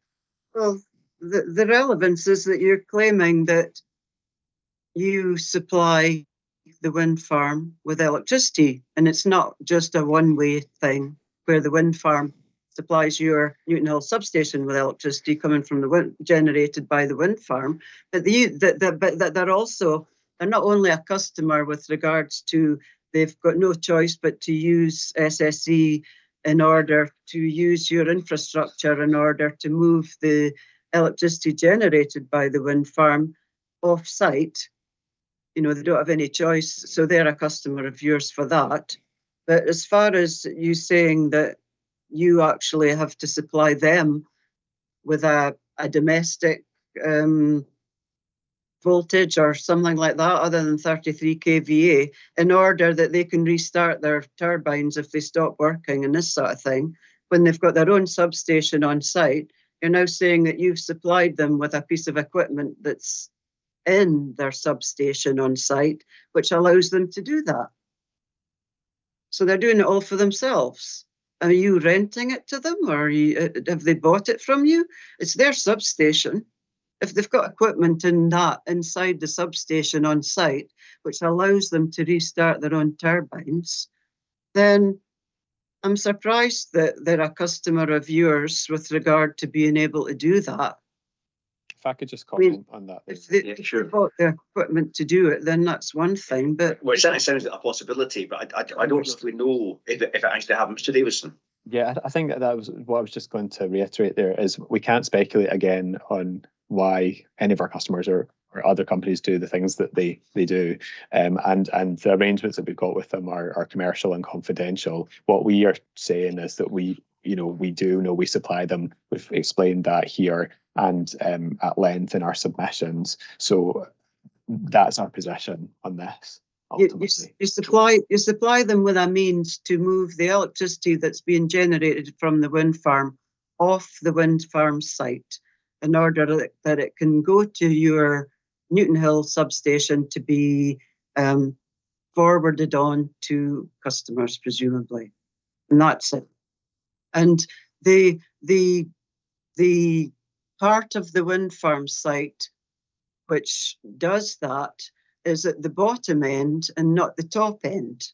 The top end is closer to where the lines that run through my property carry on running across country, but it's the bottom end of the wind farm where there's an access track from the Netherley Road that goes up to the wind farm. It's the electricity from the wind farm is travelling down to the bottom end of the site where the track meets the B979 Netherley Road and joins SSE's network of poles and lines at the Netherley Road, and then travels across country about half a mile down the road from here. Not across these lines. Yeah. I don't know if Mr. Willis can give us a response to that. I mean, this is a separate point, of course, from the one about whether, and I want to come back to that point, but the point hadn't been made. The suggestion is, regardless of anything else, that the electricity supplying to and from the wind farm simply doesn't go over Miss Lee's land. So I think that would be suggested. Yes. So, Mr. Willis? Yeah. Our submission, which Mrs. Lees has commented on, SHIP 40 A and B, showed this route map between the wind farm, Miko Carew, and Newton Hill substation. The first, if we start at the west end at the wind farm substation, coming out of the substation building, there is a underground cable which operates at 33,000 volts. That runs for over a kilometre, and it's about 1.2 kilometres, and then that connects on to the wood pole line, the 33,000 volt wood pole line. At that point, it's not on Mrs. Leith's land, but it continues from there in an easterly direction, mainly to Newton Hill substation, and parts of that line is the line that crosses Mrs. Leith's land. I would say that with the information that I gathered from the people who work on site and for Meikle Carew Wind Farm, that the electricity being produced there travels from the entrance track that's 2 miles plus away from the actual turbines themselves. The entrance track that leads from the Netherley Road, and then you have to walk over 2 miles to get up to where the windmills are in their own on-site substation. And that at the bottom end of that track, where it meets the road, there are poles in place, and that there is an underground line which takes the electricity generated by the turbines down to the bottom end of the track, whereby they're transported across country away from my land, and they cross this road, the poles. They cross this road about a mile, about half a mile or a mile further along this road. They don't come anywhere near my land at all. And then they travel on up towards the top of where Cookney is at the top of the hill. They lead right across and up to the top of Cookney Hill, whereby they then travel off towards Newton Hill, the new town where you've got a substation. And then they cross the dual carriageway to Newton Hill from there.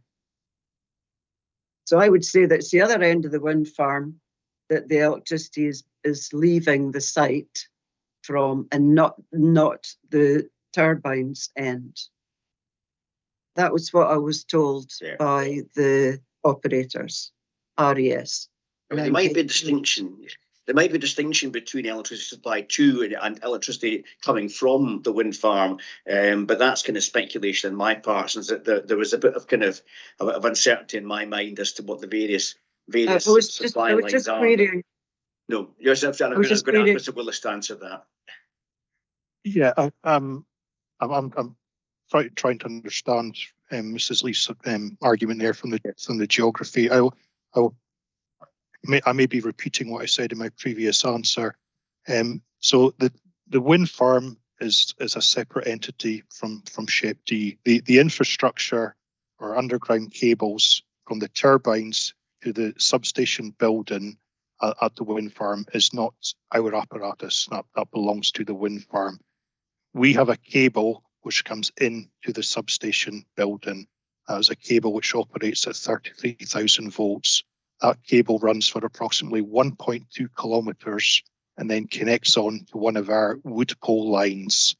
And that is a line, as I said, which predominantly runs west in an easterly direction. It is a line which operates at 33,000 volts, and that is the line which runs, part of it runs across Mrs. Leith's property, and it is the single point of connection between the wind farm and Newton Hill substation.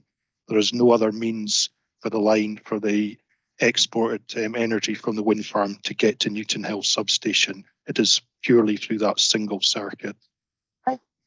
So your understanding then is what's been explained to her is wrong. Then I'll come to it in a minute. So your position, Mr. Willis, is you're saying that the explanation given to Ms. Leith is simply wrong. I believe what Mrs. Leith described is incorrect. Yes, our submissions 40A and 40B had to be put over 2 maps because it's such a long route length. That is a single point of connection between the wind farm and our network. And I'll bring Nikki in just now. I think she's trying to speak and she was on the phone, and I'll go back to Ms. Leith. Yeah, sorry, I was just wanting to clarify, Mrs. Leask, are you looking at the line which is shown in your November submission on page 18 that you took a picture of?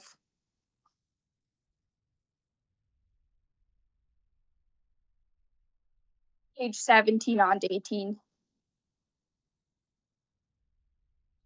Pages, did I? Oh, yes. Read it back.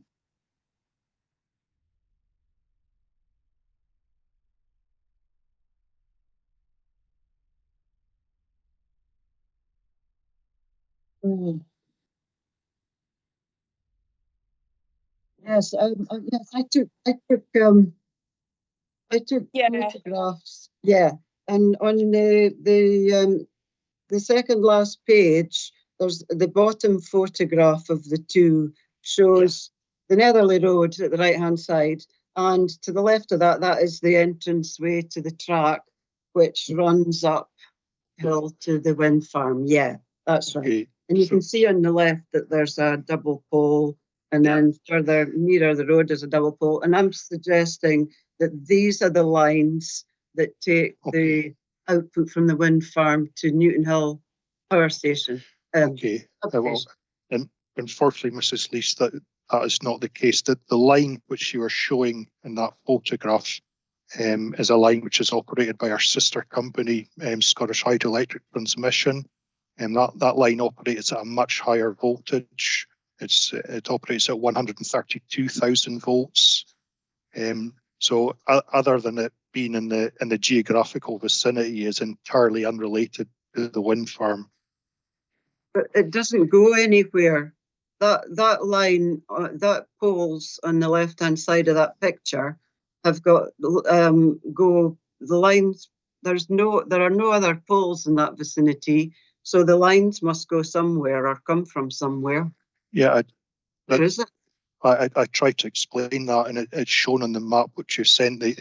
There's an underground cable comes out the wind farm substation building for over a kilometre before it connects onto a wood pole line.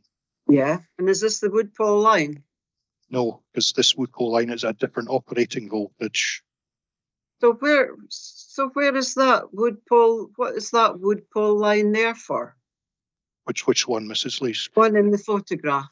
On your submission of the 17th November. Yeah. That is part of our transmission network, not part of our distribution network. But your transmission network, is that not moving high power voltage to your substation for it to be changed into lower voltages and distributed along lines that can take them? That's correct, yes. So this is the line with the high voltage coming from the wind farm, isn't it? No, this line, this section of line going between substations at Fiddis and Craigiebuckler. So you're saying that there's an underground line that leads to the left of that pole at the bottom end of the wind farm, and it's just always been there. Has it always been there? No, the cable before was the wind farm was built. No, it would have been installed purposely for the wind farm, the underground cable. Yeah. So I don't understand why there's so much difficulty here. You're saying that the line that the poles that I've photographed at the bottom end of the wind farm. Yeah. Where to the left of that pole, double pole, the line just goes into the ground. You're saying that the other end of that line isn't the wind farm. It's somewhere else. I can't see what you're saying. I'm saying that line is totally unrelated to the wind farm. It's a different operating voltage. It just happens to be in the proximity to the wind farm, but is not connected to the wind farm. Yeah, I think you said you thought it was Feedies. Is it Craig and Backler? It's Craigiebuckler and Aberdeen and Fiddis, north of Brecon. And your explanation and answer to Ms. Least's question is, say, well, in that case, when this is a transmission line, but it's not, you say, the transmission line, and your explanation is the transmission line from the wind farm is underground. And is it? For the first kilometre, I think it's about 1.2 kilometres is initially underground, and that would have been a cable which would have been installed at the same time as the wind farm was constructed. Yeah. And then that connects onto an existing overhead line, which is the line which goes across Mrs. Lee's property, and that is the circuit we have demonstrated in our submission 40A and 40B. Okay.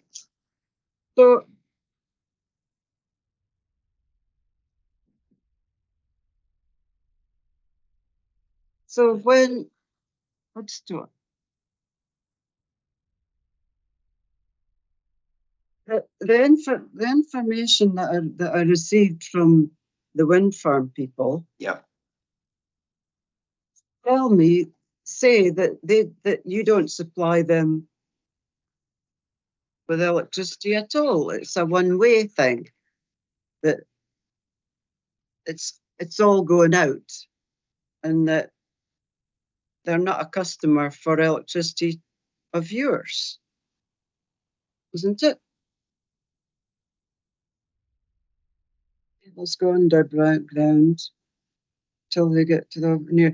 Right, okay. I mean, this email from Paul Singers dated October the 19th says the cables go underground from the turbines to the substation section of the control building on site. Fine. From there, the cables go underground until they get to the overhead lines near the site entrance. The site entrance is the area that we've just been discussing. There is only one site entrance. From there, the electricity is distributed from overhead lines off-site. The site entrance is in my photograph. That's the second last page, which we've just been discussing at great length. So why are they telling me that the electricity is going down to the site entrance and then going to Newton Hill from there, and you're telling me that it goes from the top of the site, which is 2.5 miles away, and going across country via my land? It just doesn't make sense. I would think that these people who are actually working on the wind farm site day in, day out would know where the electricity is running. Yeah, I'm not here, Mrs. Lees, to speculate or comment on what other people have said or put in writing. All I can do is reiterate the explanation I've just provided. These are the operators of the wind farm that I've been talking to. And we are here representing the owners of the apparatus that connects to the wind farm. Yes, I know. Could you just give me again I see there's a number of emails of 19th October. Could you give me the time of the email from Paul Singers, I think you said, of the RAS group? Yeah. Which email was it? Hang on. This particular one we've been discussing is October the 19th at 1:21 p.m. from Paul Singers, RAS group, and he's the asset manager for Scotland. And he says the site entrance. Just bear with me a second. 1:21, did you say? Yeah.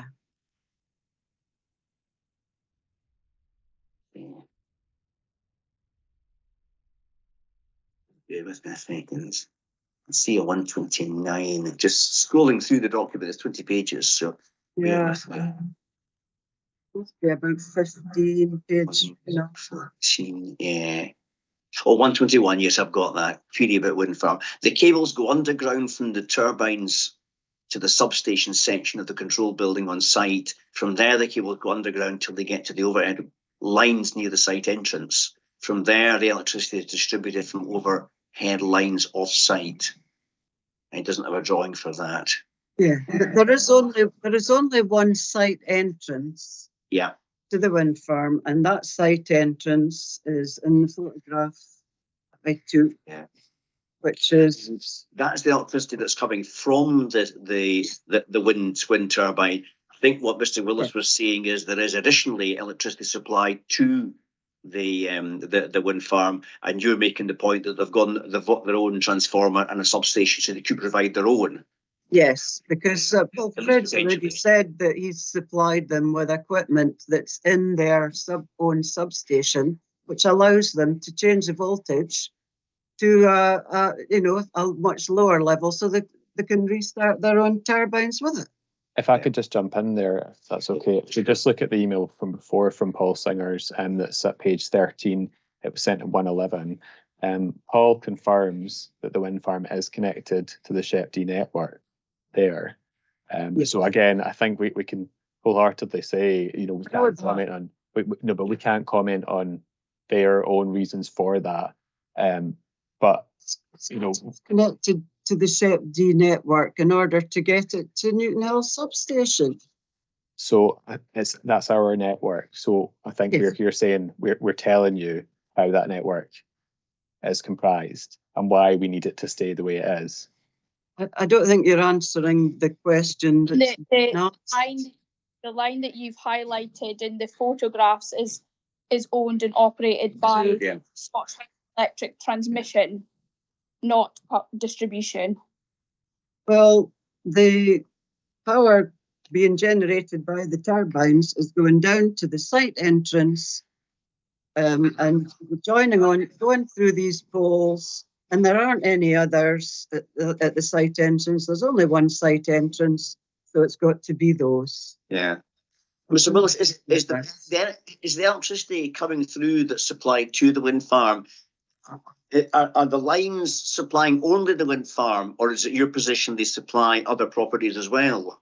No, it's a circuit solely between the wind farm and Newton Hill substation. There are no other parties connected to that circuit. So that bit of your application is solely for the purpose of the wind farm? Well, it's to retain the section of that circuit which is on Mrs. Leith's land. Yeah. If we were to remove that, the wind farm is going to be unable to export its renewable energy to the grid. That's not true. And that's what's disputed. Yeah. That's not true, because from those poles at the entrance to the wind farm site, I followed them. I followed those poles by road and using Google Maps. Followed them right across country, and I've submitted photographs showing them going across country. Now, on the page after the one that shows the entrance and exit to and from the wind farm, I'm showing the electricity poles in the lines crossing the B979 and going across country. And then in the photograph below that, it's showing where they cross the land about half a mile or so down the road from here, which is nowhere near my land. And there's a row of poles that cross from the Netherley Road at the foot where the entrance to the wind farm site is. They cross country and they don't come anywhere near here. They're at least about half a mile or more away from here, parallel to where the poles are on my land, but they're not the ones on my land. Yeah. So I'm looking at page 19 then of that document, which is a photograph at road level and an aerial photograph. Yeah, that's right. The aerial photographs show where the poles run along through, over this road, because the wider part of the road is the C12K, which I'm on. But this part of the road is half a mile or more down the road. It's not here at all. Yeah. And is your position is, do you think that's where the electricity to the wind farm comes from the wind farm goes to, follows those lines that goes across country from away down the road and goes up to the top of the hill behind me and goes off onto the new town and then onto the Newton Hill substation from there. So what do the applicants say to that? Lines. Yeah. I can repeat what I've previously said, that the line which Mrs. Leith has shown in the photographs operates at 132,000 volts. It is a transmission line operated by our sister company, and it is not connected So to Meikle your Crew position wind is the farm. same as you said earlier. This is the 5 east to Craigiebucky, Aberdeen. It It is the transmission line, but not the one that's to the wind farm. Is that your position? Well, we refer to that as a distribution line rather than a transmission line. Yeah. So we and when this query was first raised, we submitted maps 40A and 40B for the purpose of demonstrating the physical connection between the wind farm and Newton Hill substation, and that absolutely remains our position on the matter. Well, those poles are the only ones that exist at the entrance to the wind farm. There aren't any others. There aren't any others that man could have possibly have been referring to. There are only those two. Well, that may or may not be the case, Mrs. Lease. They are not the ones which are connected to the wind farm. Okay, I think we understand that, and I will look again at that correspondence with RDS on that issue. Okay, right, that's helpful. I said earlier on, and I'm conscious that Nikki's on the line rather than on the call. I said earlier on that I'd give the landowner an opportunity to comment in relation to correspondence between herself and the applicants. And the reason I mentioned Nikki is it's probably most relevant to her recognition. So I'm just going to give the landowner an opportunity to say anything she wants to that's relevant to what I need to know about the correspondence she's had over probably quite a lengthy period of time with the applicant. Any issues about accuracy or tone or engagement level, anything of that sort of nature. And you can do that under reference to Nikki's recognition, because her recognition was the one that kind of primarily I think dealt with the correspondence. So if you have any points to make about the level of correspondence, then please fire ahead. I'll switch my light on. I do. First of all, with regard to the comments that have been made previously, with where I asked would I withdraw my notice to remove, and sure. I don't want the equipment taken down and all the rest of it. Well, I've been trying to get things sorted out with SSE since about the year 2000, thereabouts, 20 years anyway. Nothing's happened. Nothing was done, and I'm entitled to change my mind. The SSE have gone ahead with this application. They ignored my notice to remove of February. Although during the years, I've been trying to sort something out with them. Nothing, I was ignored, nothing was done, and we couldn't agree anything. They wouldn't backdate the payments, although I'd not received any payments in 20 years. They wouldn't give me any payments, and it's sweetie money we're talking about. It's not thousands of pounds, it's £100 here or there. They wouldn't do that. And then latterly, the last time I was willing to try and do agree an agreement with them, they weren't interested at that point. And since then, I'm not interested. So I would hope that the fact that I was willing and trying to engage with them will not be held against me, because at times over the years I wanted to do it to have an agreement with them, but now I don't, and that's my position. With regards to communication, can I just give you some examples that I wrote out earlier? There's not much. Right.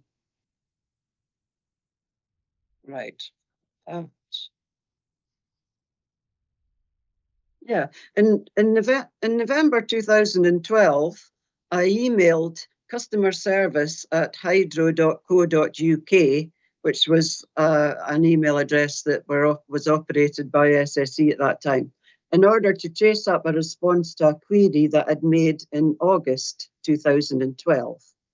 The August email had been sent to customer service at hydro.co.uk, and it was forwarded from there to Niles Davies, from Niles Davies to Sheena Barry at sse.com. So they were capable of taking emails in from people and redistributing them among their own companies, subsidiaries, in order to be dealt with by the right people. And that was back in 2012. In 2013, in January 2013, I received a letter and Wayleave agreement which stated that it was between SHEPD and myself, but it came from Scottish and Southern Energy, Northeast Depot in Aberdeen. So the SSE were sending out an agreement to me, but it wasn't between me and SSE PLC. It was going to be between me and SHEPD. So why didn't SHEPD send it out so that I knew who I was dealing with? In any case, this was sent to me in response to a query from me, which had gone to their Inverness office before being forwarded by them to SSE PLC in Aberdeen. I then forwarded my queries regarding the agreement to the author of the letter in Aberdeen and received no response. Now, this was in 2013. In May 2016, I wrote to the lady who had never responded, reminding her about my queries, and she replied to me in June 2016. I had waited for over 3 years for a response, which never came until I chased it up. In April 2020, I received a consent form and map from SSEN, another part of SSE's group, regarding tree cutting, which stated, in quotes, this was a form they wanted me to sign, and in quotes it said, I hereby authorise Scottish Hydroelectric Power Distribution PLC / Southern Electric Power Distribution PLC / Scottish Hydroelectric Transmission PLC, and in brackets, delete as appropriate. And then it went on, and/or its subcontractors to carry out the tree and vegetation clearance as outlined. All of these companies named in the same correspondence, so I didn't know who I was dealing with at all. In December 2020, I received a dangerous situation notice concerning trees by email from somebody at sse.com with a plan showing where the trees are and asking me to confirm that those were mine. The plan showed an agricultural shed next to the trees. I don't have any agricultural sheds. When I queried this, I was advised that it was agreed that the sheds were not on my land, but SSE intended to access my land from the owner of the agricultural sheds land. So even if they've got an SSE of a Wayleave agreement with a landowner, they're quite happy to use anybody else's land in the area to gain access to where they want to go. That's not right. On the 22nd of January 2022, I emailed brian.scanlon@sse.com, copying jody.mccrae@sse.com, and never received a response. On 30th of January 2022, I never received a response to that 22nd January one to this day. On the 30th of January 2022, I emailed dale.cargill@sse.com and received no response. On 16th of February 22, I emailed my notice to remove to customer service at sse.com and received a reply 4 minutes later underneath an SSE sign. Thank you for your email. My email had been received. The email response came from customer service at sse.co.uk. So it's unbelievable. It's unbelievable. I'd also like to say, with regard to the plans received from SHEPD, that they don't all agree with each other. I've received plans from SSE over the years where there's equipment mentioned that aren't in other plans. Most of the plans don't have all the equipment that's cited on my land on them at all. And it seems to me they don't know what is cited on under or over my land at all, because I've even had references in the same email from one man at SSE. There were two plans in the one email that I received, showing the apparatus that was sited on my land, and the apparatus in both plans were differed in the same email. Two plans in the same email indicating the equipment on my land, and they differed. Unbelievable. Okay. I think it's, communications between SSE group of companies and myself have been absolutely dreadful. And the fact that they haven't picked up, somebody somewhere hasn't picked up the notice to remove that I sent in February, which is the valid one, which is the one that counts, is not at all surprising to me, considering the 10th of March letter was a follow-up because I hadn't received a response to 16th. But they just don't respond years after. Yeah. You mentioned an email from, I think, a Brian Scanlon. Yeah. And you've separately lodged an email, a chain of emails, as your production WAY-8. That's an email from Brian Scanlon to you of the 16th of December 2020. Okay. Is that the same one that you were referring to? Or is that a different issue? Does it have two plans in that email? What's the date of the email from him? It's the date of the email. It's a big document. It's 54 pages. It's the 16th of December 2020 at 9:14 a.m. And it's 54 pages. I don't know where can I lay my hands. It has plans. It has plans in it. I was going to ask you about that, but if you've covered that already, as in what you've just said, we may not need to go there. Brian, I've got some. Take your time to find it, because obviously there's a lot of documents kicking about. I'm just here, but I'd like to find that one. Well, we can come back to that. Well, if it's a different one, we can come back to it in case you want to make a different point. But I was going to just offer, Nikki, I mean, there's quite a lot that you've said there, and I don't know whether it all necessarily needs a kind of forensic response, but I think Nikki gets the general thrust of what you're saying, and I just give her an opportunity to comment. It's her recognition that principally deals with issues of communications with you. Yeah, so SHEPD were made aware of we received the notice to remove on the 10th of March, or just a date thereafter it would have been received in the post. My predecessor, Alan, was initially dealing with that, but he retired, so it's mainly been myself and Fred that has had detailed correspondence with Mrs. Leask. Now, we've, over the numerous years that Mrs. Leask has said that we've been in negotiation, we've issued 6 offers. So one in 2013, SHEPD 09, one in 2016, SHEPD 10. There's been 2 in 2021, which are detailed in SHEPD 12 and SHEPD 25. During that time, Mrs. Leask made us aware that her major issue was, or her biggest issue, was the backdated payments to the date she purchased the land. Now, by the Prescriptions and Limitations Act Scotland, we're only obliged to backdate 5 years. So we offered to do that in SHEPD, I believe SHEPD 25. Yeah. I'll just double check I've got my things right in my statement here.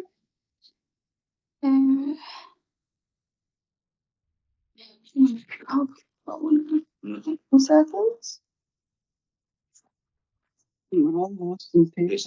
In your recognition, at paragraph 3.8, you make reference to SHEPD 25. That was the payments being backdated to the date of purchase, I think, is what you say. Yeah. So we submitted an offer, and then in SHEPD 41, we had obviously received the title deeds off Land Register, and in order to, Sure. we wanted to reach a voluntary agreement. And as Mrs. Leask had made clear that her biggest issues were the backdated payments, in the interest of getting a voluntary agreement and avoiding the statutory process, we offered to go back to the date of the purchase that we had in front of us from Scotland. So numerous different dates. There was one area in which we did not know when she had purchased, as it was a Sazine's title, but we assured Mrs. Leask that if she was able to provide that title, we would backdate payments to said date, which in SHEP D36 we got that title, and we offered backdate payments to the date of purchase for all of her lands in the interest of getting a verbal agreement. Now, since December 2021, we've had no real discussions on these two offers. I referenced 41 and 36. We've had no real reply. Sure. We've offered numerous phone calls or site meetings to discuss any concerns, and we've not really had any response to that. Given that Mrs. Leask had said on numerous occasions that the biggest issue was the backdated payments, we don't know why we weren't able to reach a voluntary agreement, given that in April we went back for everything. Okay. Fred, I don't know if you wanted to add anything, given that you've been heavily involved as well. No, it's summarise it. SHEP D41. When Mrs. Leask provided the missing title information, say that submission of offering full backdated payments for all apparatus to the date of ownership, and unfortunately we didn't receive a response to that. Okay. I'll just go back to Mrs. Leask. Any comments on or anything you've heard primarily from Nikki? Yes, yes, that from, for 20 years I've been trying. I have been trying to get something sorted and trying to receive some Wayleave payments, and I never received a penny, and nothing was sorted. I was ignored for years, and my position is that I don't want any Wayleave agreement. I want the equipment removed from my land, and I never want to see SSE people again or correspond to them again. It's taken up years. It's taken up huge amounts of my time to try and reach an agreement with them, and I got nowhere. And at this, for example, with regards to this email that I sent to Dale Cargill on the 30th of January 2022 and never received any response. He was a director at SSE, and he resigned in 23rd of January 2020. But I didn't receive any undelivered messages to emails I've sent people. And he was gone for 2 years. And SSE were still collecting emails addressed to him without getting rid of his email address and sending people back a message to say this is undeliverable. So I've sent an email to somebody that I know, expecting a response, and I received nothing. And the guys left 2 years earlier. Could I just clarify the date you said you sent that email to Mr. Cargill? I don't think it was this year. Well, I've noted that it's 30th of January this year. I think it was 2020.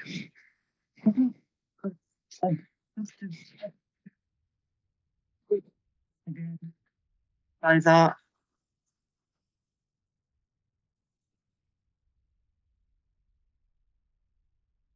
I still didn't receive a response.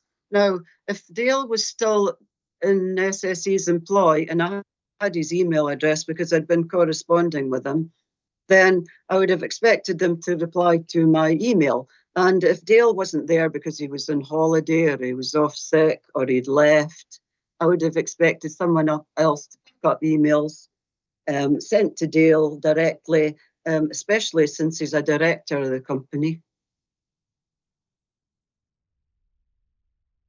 I heard nothing. Nothing at all. But I don't want an agreement with SSE. I don't want these poles and equipment to remain in my land. I want it all gone. Okay. I don't ever want to have to go through this sort of thing ever again. That may be an appropriate way to move into the question of alternatives then, because there's some issues raised by the applicant, which I know that you've taken some issue with, and it might be appropriate and relevant to move on to that. I think in your third statement of case, and I'm quoting here from paragraph 6, you say the plan submitted by the applicant which shows the alternative routing should the apparatus sited on the landowner's land be removed are considered by the landowner to be ludicrous, as are the costings they've submitted. And I think in more recent correspondence, you've described the plans as ridiculous. Not quite sure whether ridiculous and ludicrous are the same, but you get the to all intents and purposes. You get the general idea. So I'm going to give you a chance to ask specific questions on those points. But before doing so, I was going to ask the applicants some questions that had come to my mind in looking at the alternatives that are put forward in primarily in the initial statement of case, but also I think Fred in his precondition covers these issues as well. So there's just 2 or 3 questions from my perspective. One of them, and this relates to both options, is you mentioned the possibility of undergrounding in certain parts, not for the whole way, but in certain of the options for alternatives, there's some consideration given to undergrounding. And I just wondered what your position in terms of the environmentally intrusive nature that pylons tend to have, what consideration was given to those alternatives involving undergrounding as a balancing factor against the costs that you set out. I think that Ms. Leach disputes the cost, but even taking the costs at face value, if there was some undergrounding, how was that taken into account in the balancing exercise of deciding these alternatives were less to be preferred?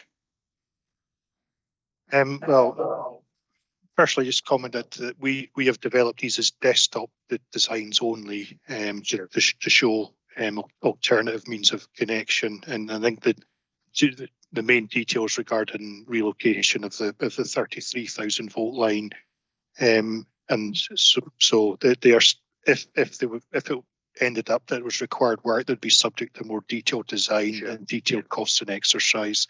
As a rule of thumb, undergrounding is much more expensive than overhead line, but obviously depending on where you're locating it, an underground cable may be, for the finished job, may be more visually appealing depending where you're putting it, but depending on the method of cable installation, that can be a very disruptive activity to the ground conditions. So the main consider in producing this was to minimise the costs and the duration of the work in terms of the potential disruption to the customers to get it back in. So for the 33 line, it is predominantly an overhead solution, and we've identified several pinch points on it where the line would be required to cross other lines of ours and their sections, which will be undergrounded. Yeah, that's the A and C, isn't it? Yeah, that's correct. Yeah. Okay. And you mentioned, I think at various points there are water courses. You have to excuse my ignorance of the local area. Looking at number 33, could you maybe just indicate, perhaps just under reference to where they are relative to points A, B, and C, where the water courses are? Nikki, would you mind in that point up? Yeah.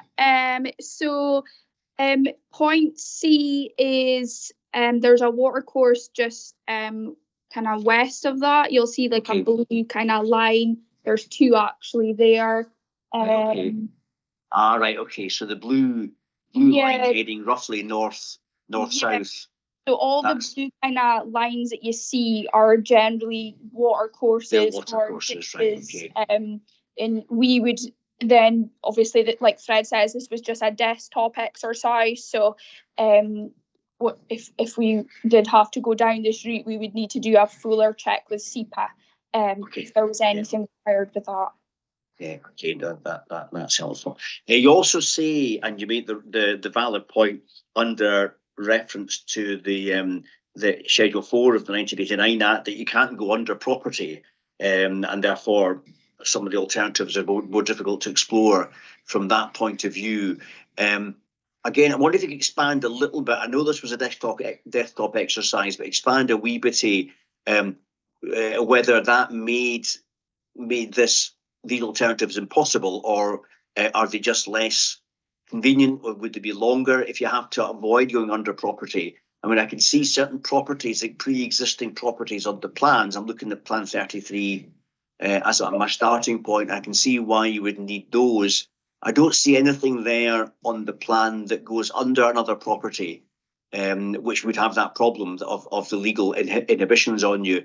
But is it your position that 33 or 34 as presented, that involves things that can't be done because it goes under property, or is that avoided properties? We've tried to, but we've highlighted an issue because it's either of these options would be subject to third-party consents, and that would dictate whatever the final alignment of the route was. And we because of the issue, we would seek to avoid going across existing garden ground wherever possible. But we're highlighting as an issue which needs to be factored in to the detailed design exercise if required. Okay. So you're not necessarily saying there'd be a problem there, but you're identifying it as a potential problem to be navigated. It's a potential issue. Okay. That's helpful. I suppose my same Sorry, question. everybody froze on me there. Okay, no, it is. You're probably all right.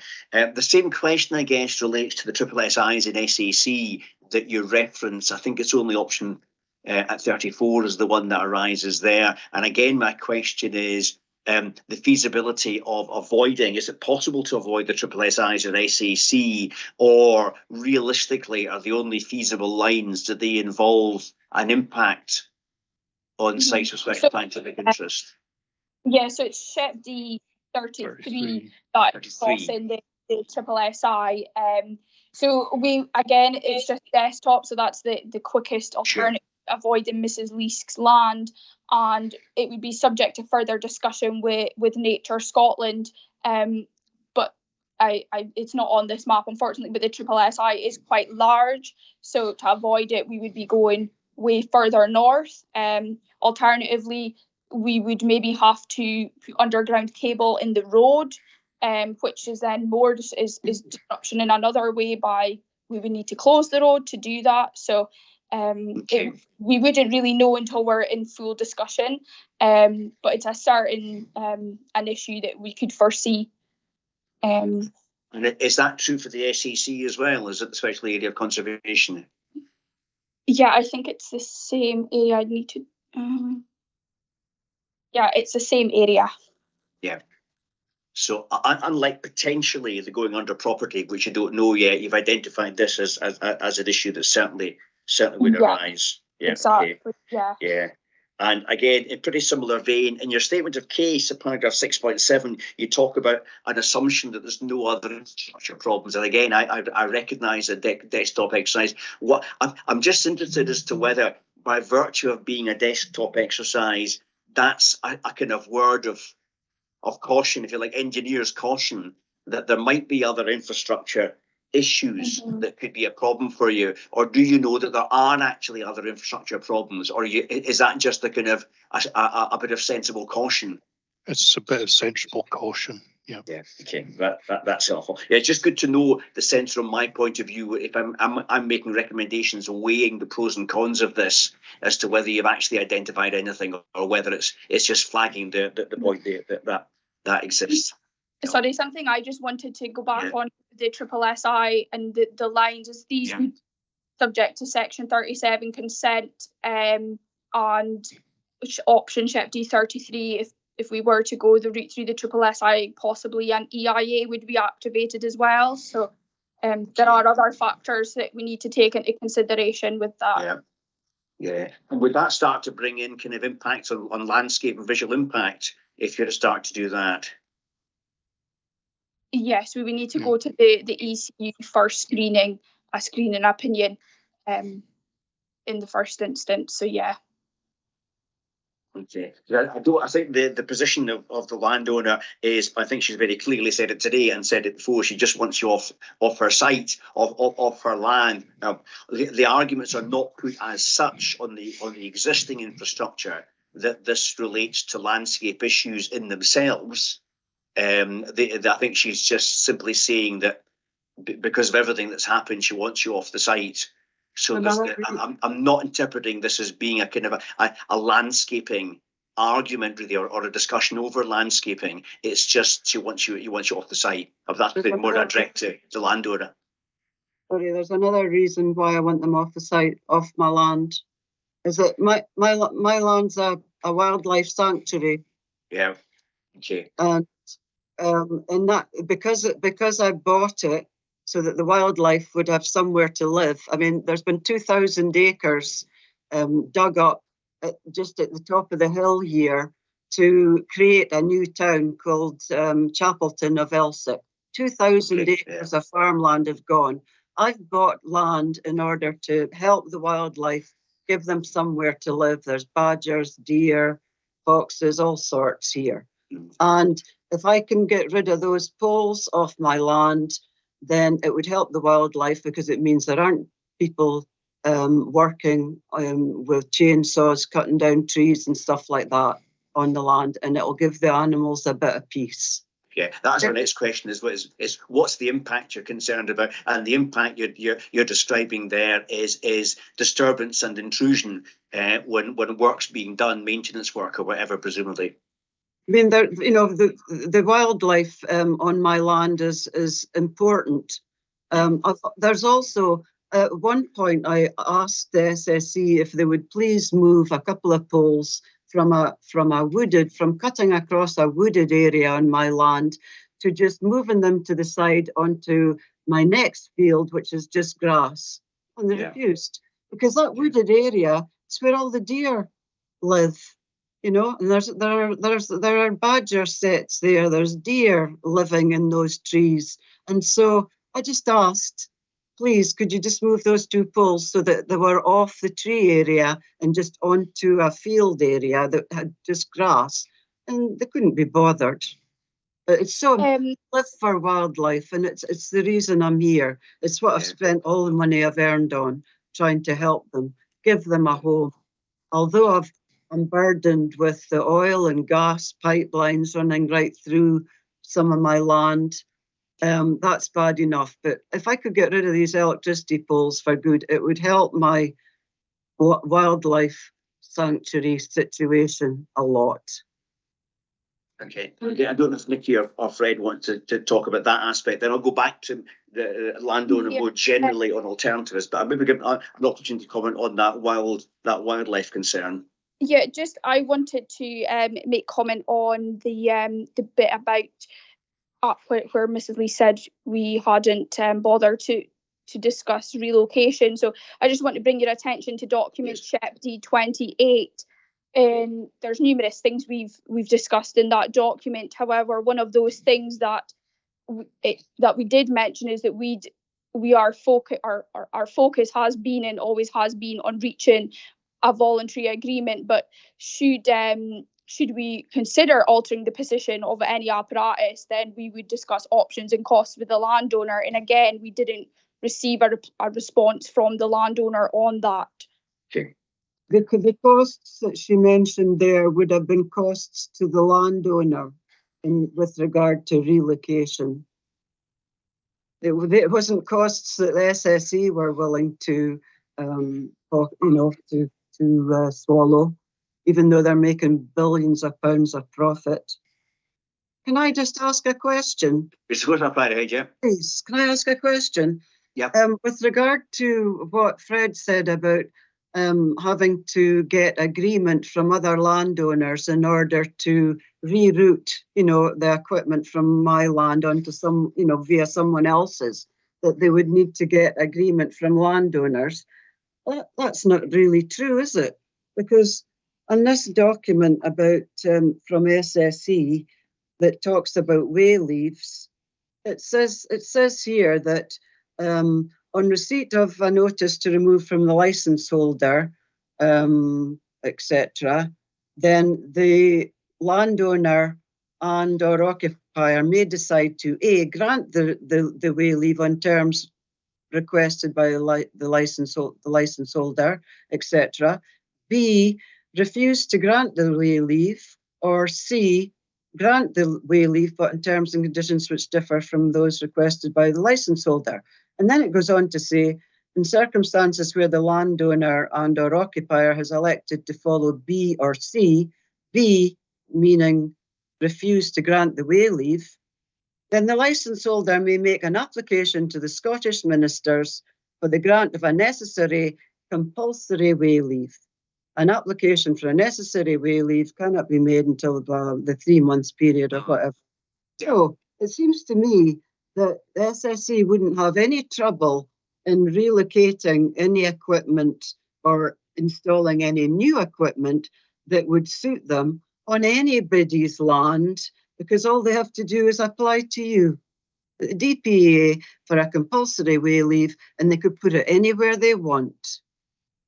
That's what I read into this document. Okay. Can I bring Mr. Davis in on that point, and then I go back to the landowner for any questions she has other than that on the alternative. So first of all, any comments on that last observation? I think that what I would just reiterate is that we have tried very hard to reach a voluntary agreement here, and that we have made several offers, like Nikki has said. We've tried to understand where the landowner is coming from in respect of compensation, and we've gone beyond our usual policies to try and make that a focus, because we had understood that was Mrs. Leask's focus.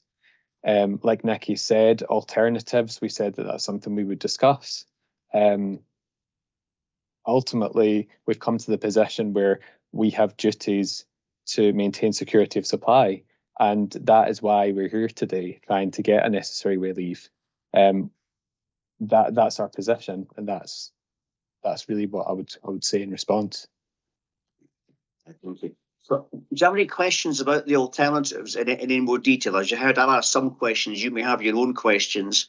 I think you're doubting the costs and some of the issues there. But yes. What are the other issues you have? Well, I did, because the plans that were submitted showed, lines going all over, miles away from here in a circular route as alternatives, which would cost £100,000 or what Sure. have you. That must be totally unnecessary, and especially considering what I've just read to you, that states that if a landowner is approached by SSE or SHEPD and refuse because they want to put some equipment on their land, and if they say no, I don't want it, they can get the go-ahead by applying to DPEA. So they could have the shortest route possible on someone else's land, and these other poor people wouldn't be able to do anything about it to stop them.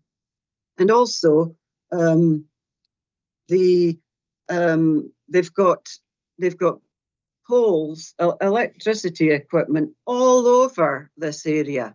It's covered in lines, absolutely covered in them. I'm sure that they could arrange some way of getting around any difficulty they might have by removing their poles from my land in a much quicker, easier and cheaper way than they've suggested in those plans that they submitted. But also, I would like to say that considering I sent a valid notice to remove in February 2021, and they didn't act upon it within the 3 months legal timescale, then we shouldn't be having this conversation at all. They should have removed their equipment a long time ago. And this is not my problem. Why is this my problem? It's their own fault.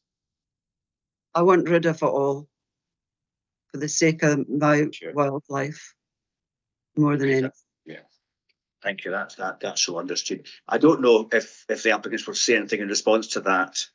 But again, specifically, you're looking at alternatives particularly, but it may be there's nothing further to add. Just a very brief comment. Sure. In response, Mrs. Lease referred to our statutory power to apply for necessary Wayleaves. We have covered that in our statement of case, and we'd started this discussion by detailing the situations where we are not able to do that, and we're highlighting that as a potential risk. The two options we have submitted are what we believe are the shortest routes, circumventing all the different parcels of land owned by Mrs. Leask. And the final one was Mrs. Leask had referred to our other apparatus in the area, other poles, which is correct, but I go back to some of the other points we made about the different operating voltages, and they're not things that can necessarily be interconnected with each other. This being on is for a line which has to operate at 33,000 volts. Thank you. Well, we certainly have a problem with regards to identifying what properties are involved here, and sorting out the Meikle Carew wind farm issues, because we've disagreed with so many things. But we really, you know, if they want to carry this forward, they really need to get some answers that are acceptable, because so far we can't agree. Well, our two options, SHPD 33 and 34, can be referred in conjunction with 4A and 4B, which highlight the parcels of land owned by Mrs. Leask, which we had to avoid for these two relocation options. Okay, thank you. I mentioned earlier the reference to the landowner's document 8, which was an email of 16 December 2020. I don't know if you've had a chance to find that. I'll try and get it up again on screen just now. It was an email from December 2 years ago. Bear with me a second. I'll never find it. Yeah. If I could tell you this, it's a lengthy email, but it was from Brian Scanlon, 16 December 2020, to yourself, copied to Jodie McCrae. And it was communication with, I think Brian Scanlon works for SSE, but he works in tree cutting rather than the other issues dealing with what you were involved in. And I think this possibly related to questions about some of the equipment and issues about protection of trees. But I'm certainly, this is to do with issues relating to electricity poles and the transformer called the RAIN problem, REIN, which is the repetitive electrical impulse noise. Now, I've seen correspondence that refer to that as an issue where that's been examined and found that there's no issue with that. But because you've lodged document 8, I wanted to give you a chance to say anything more you wanted about the issues there while we have the applicants on this call. First of all, I was shocked and surprised to see that the applicants even mentioned my RAIN issues in their application, because their application to you is about Wayleaves, and the RAIN problem has got nothing at all to do with Wayleaves. So I was surprised that that's even been included here. But yes, there are problems caused by by RAIN, but as expected. As expected, I was eventually informed that there was nothing wrong at SSE's end, which is exactly what I expected. Okay. I know there is something wrong, but they won't admit it because they don't want to bother doing anything about it. So that shouldn't form any part of their application at all. And if I've mentioned RAIN in emails to SSE about the Wayleave situation, it's an entirely separate issue, and I don't think it should worry DPA. You've got to do anything about that whatsoever. Okay, no, that's helpful. No, I wanted to give you the opportunity, but that's helpful there. That's right. Okay, thank you for that. Now, that works its way through the agenda, and those are all my questions. But I don't know, Ms. Leask, if you've got anything else you want to ask or say at this stage, and then we can talk about kind of next next steps and next stages. Is there anything you wanted to say today that you've not had the chance to say? Yes, there is. I'd like to ask DPA to please stop, put an end to this, and get the equipment moved. But however, now that I realise that if they did remove their equipment from my land, they could simply turn around and come back to DPA and ask for it all to go back again, and I wouldn't want that to happen. And in order to try and prevent that scenario, I'm going to have no option but to go to court about this. So I'm going to have to go to court now with my 16th of February notice to remove, and to ask the court to order the SSE people to remove the equipment, but also to ask the court if they can prevent them ever being able to put it back. Okay. Else, this is a complete waste of time. In fact, everything is a complete waste of time. Yeah.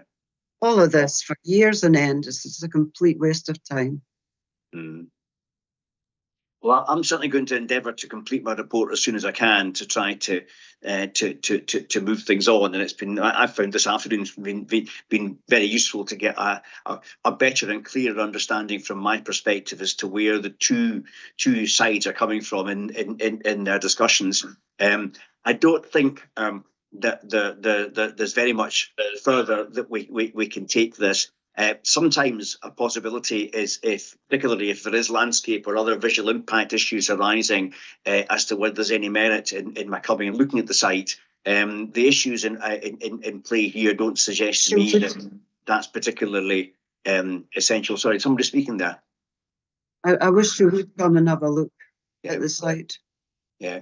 What would you think that would the benefit of that would be, other than what I've heard and seen from the drawings? Because I can see what the issues are, and the question is whether the extent to which I could further understand those by going on site. Well, you could see where the wind farm access track is, and how the information received from the wind farm is the complete opposite to the information we're getting from SSE. And the fact that SSE have got maybe a customer agreement with the wind farm, but they say that they can't disclose any information from anything like that because it's confidential. So we've only got we've only got the SSE's word for anything.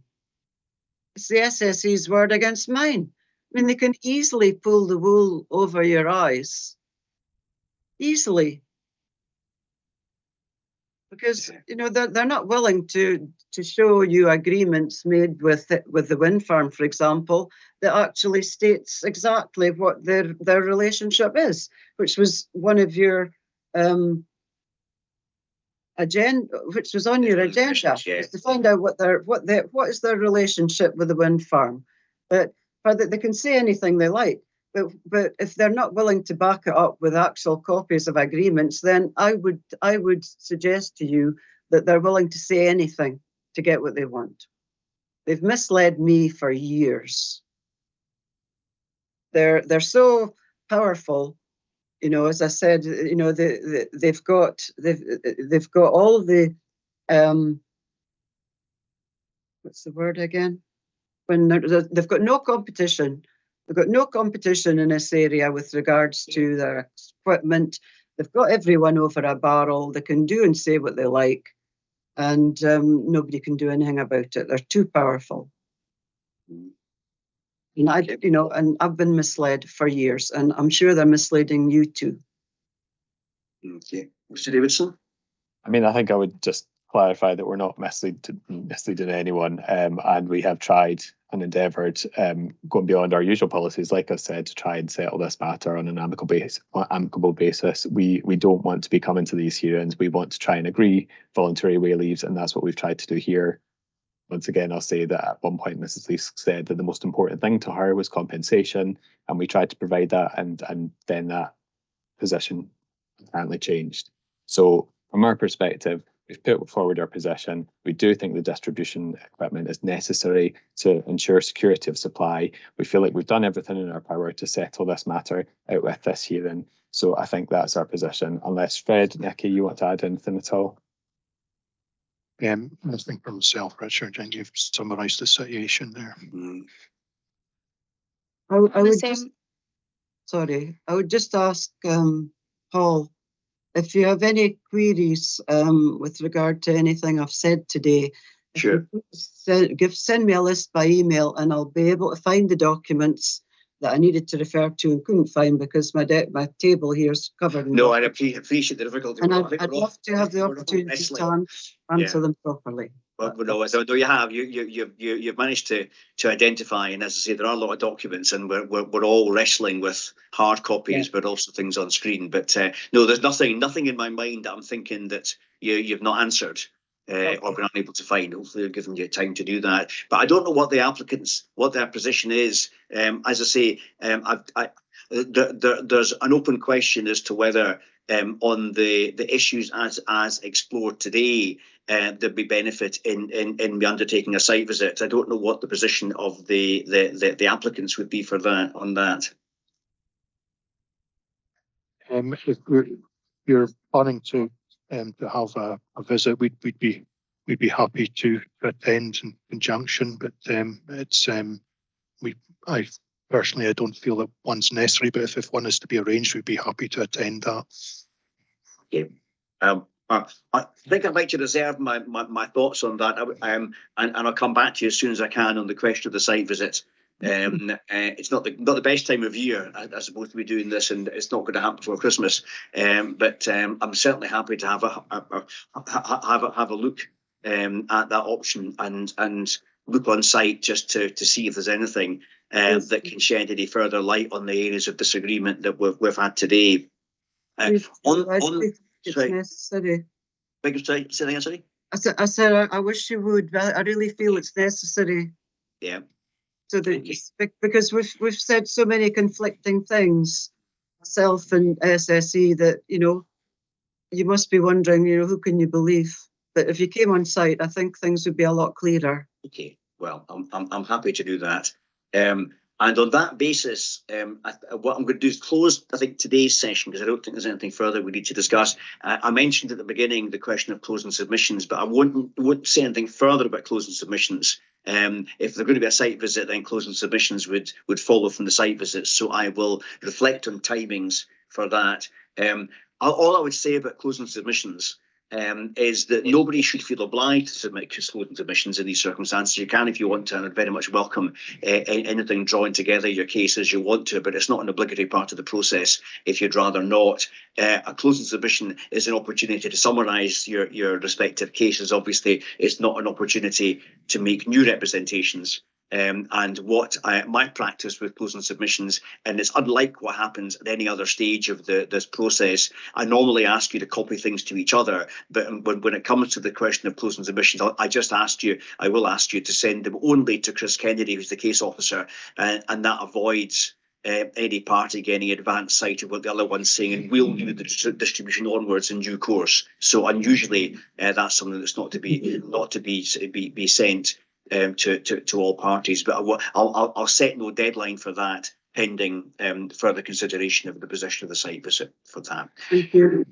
So, is there anything else from today, or is that enough for us?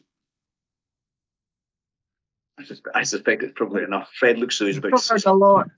No, I was just going to say there's nothing else from myself. Thank you. Okay, that's fair. Okay, well, thank you everybody for your contributions this afternoon. It's been very, very helpful, and hopefully you have a restful, peaceful, and not non-snowy Christmas in Netherley when the festive season comes. So thank you for your contributions today. Thank you. Thank you.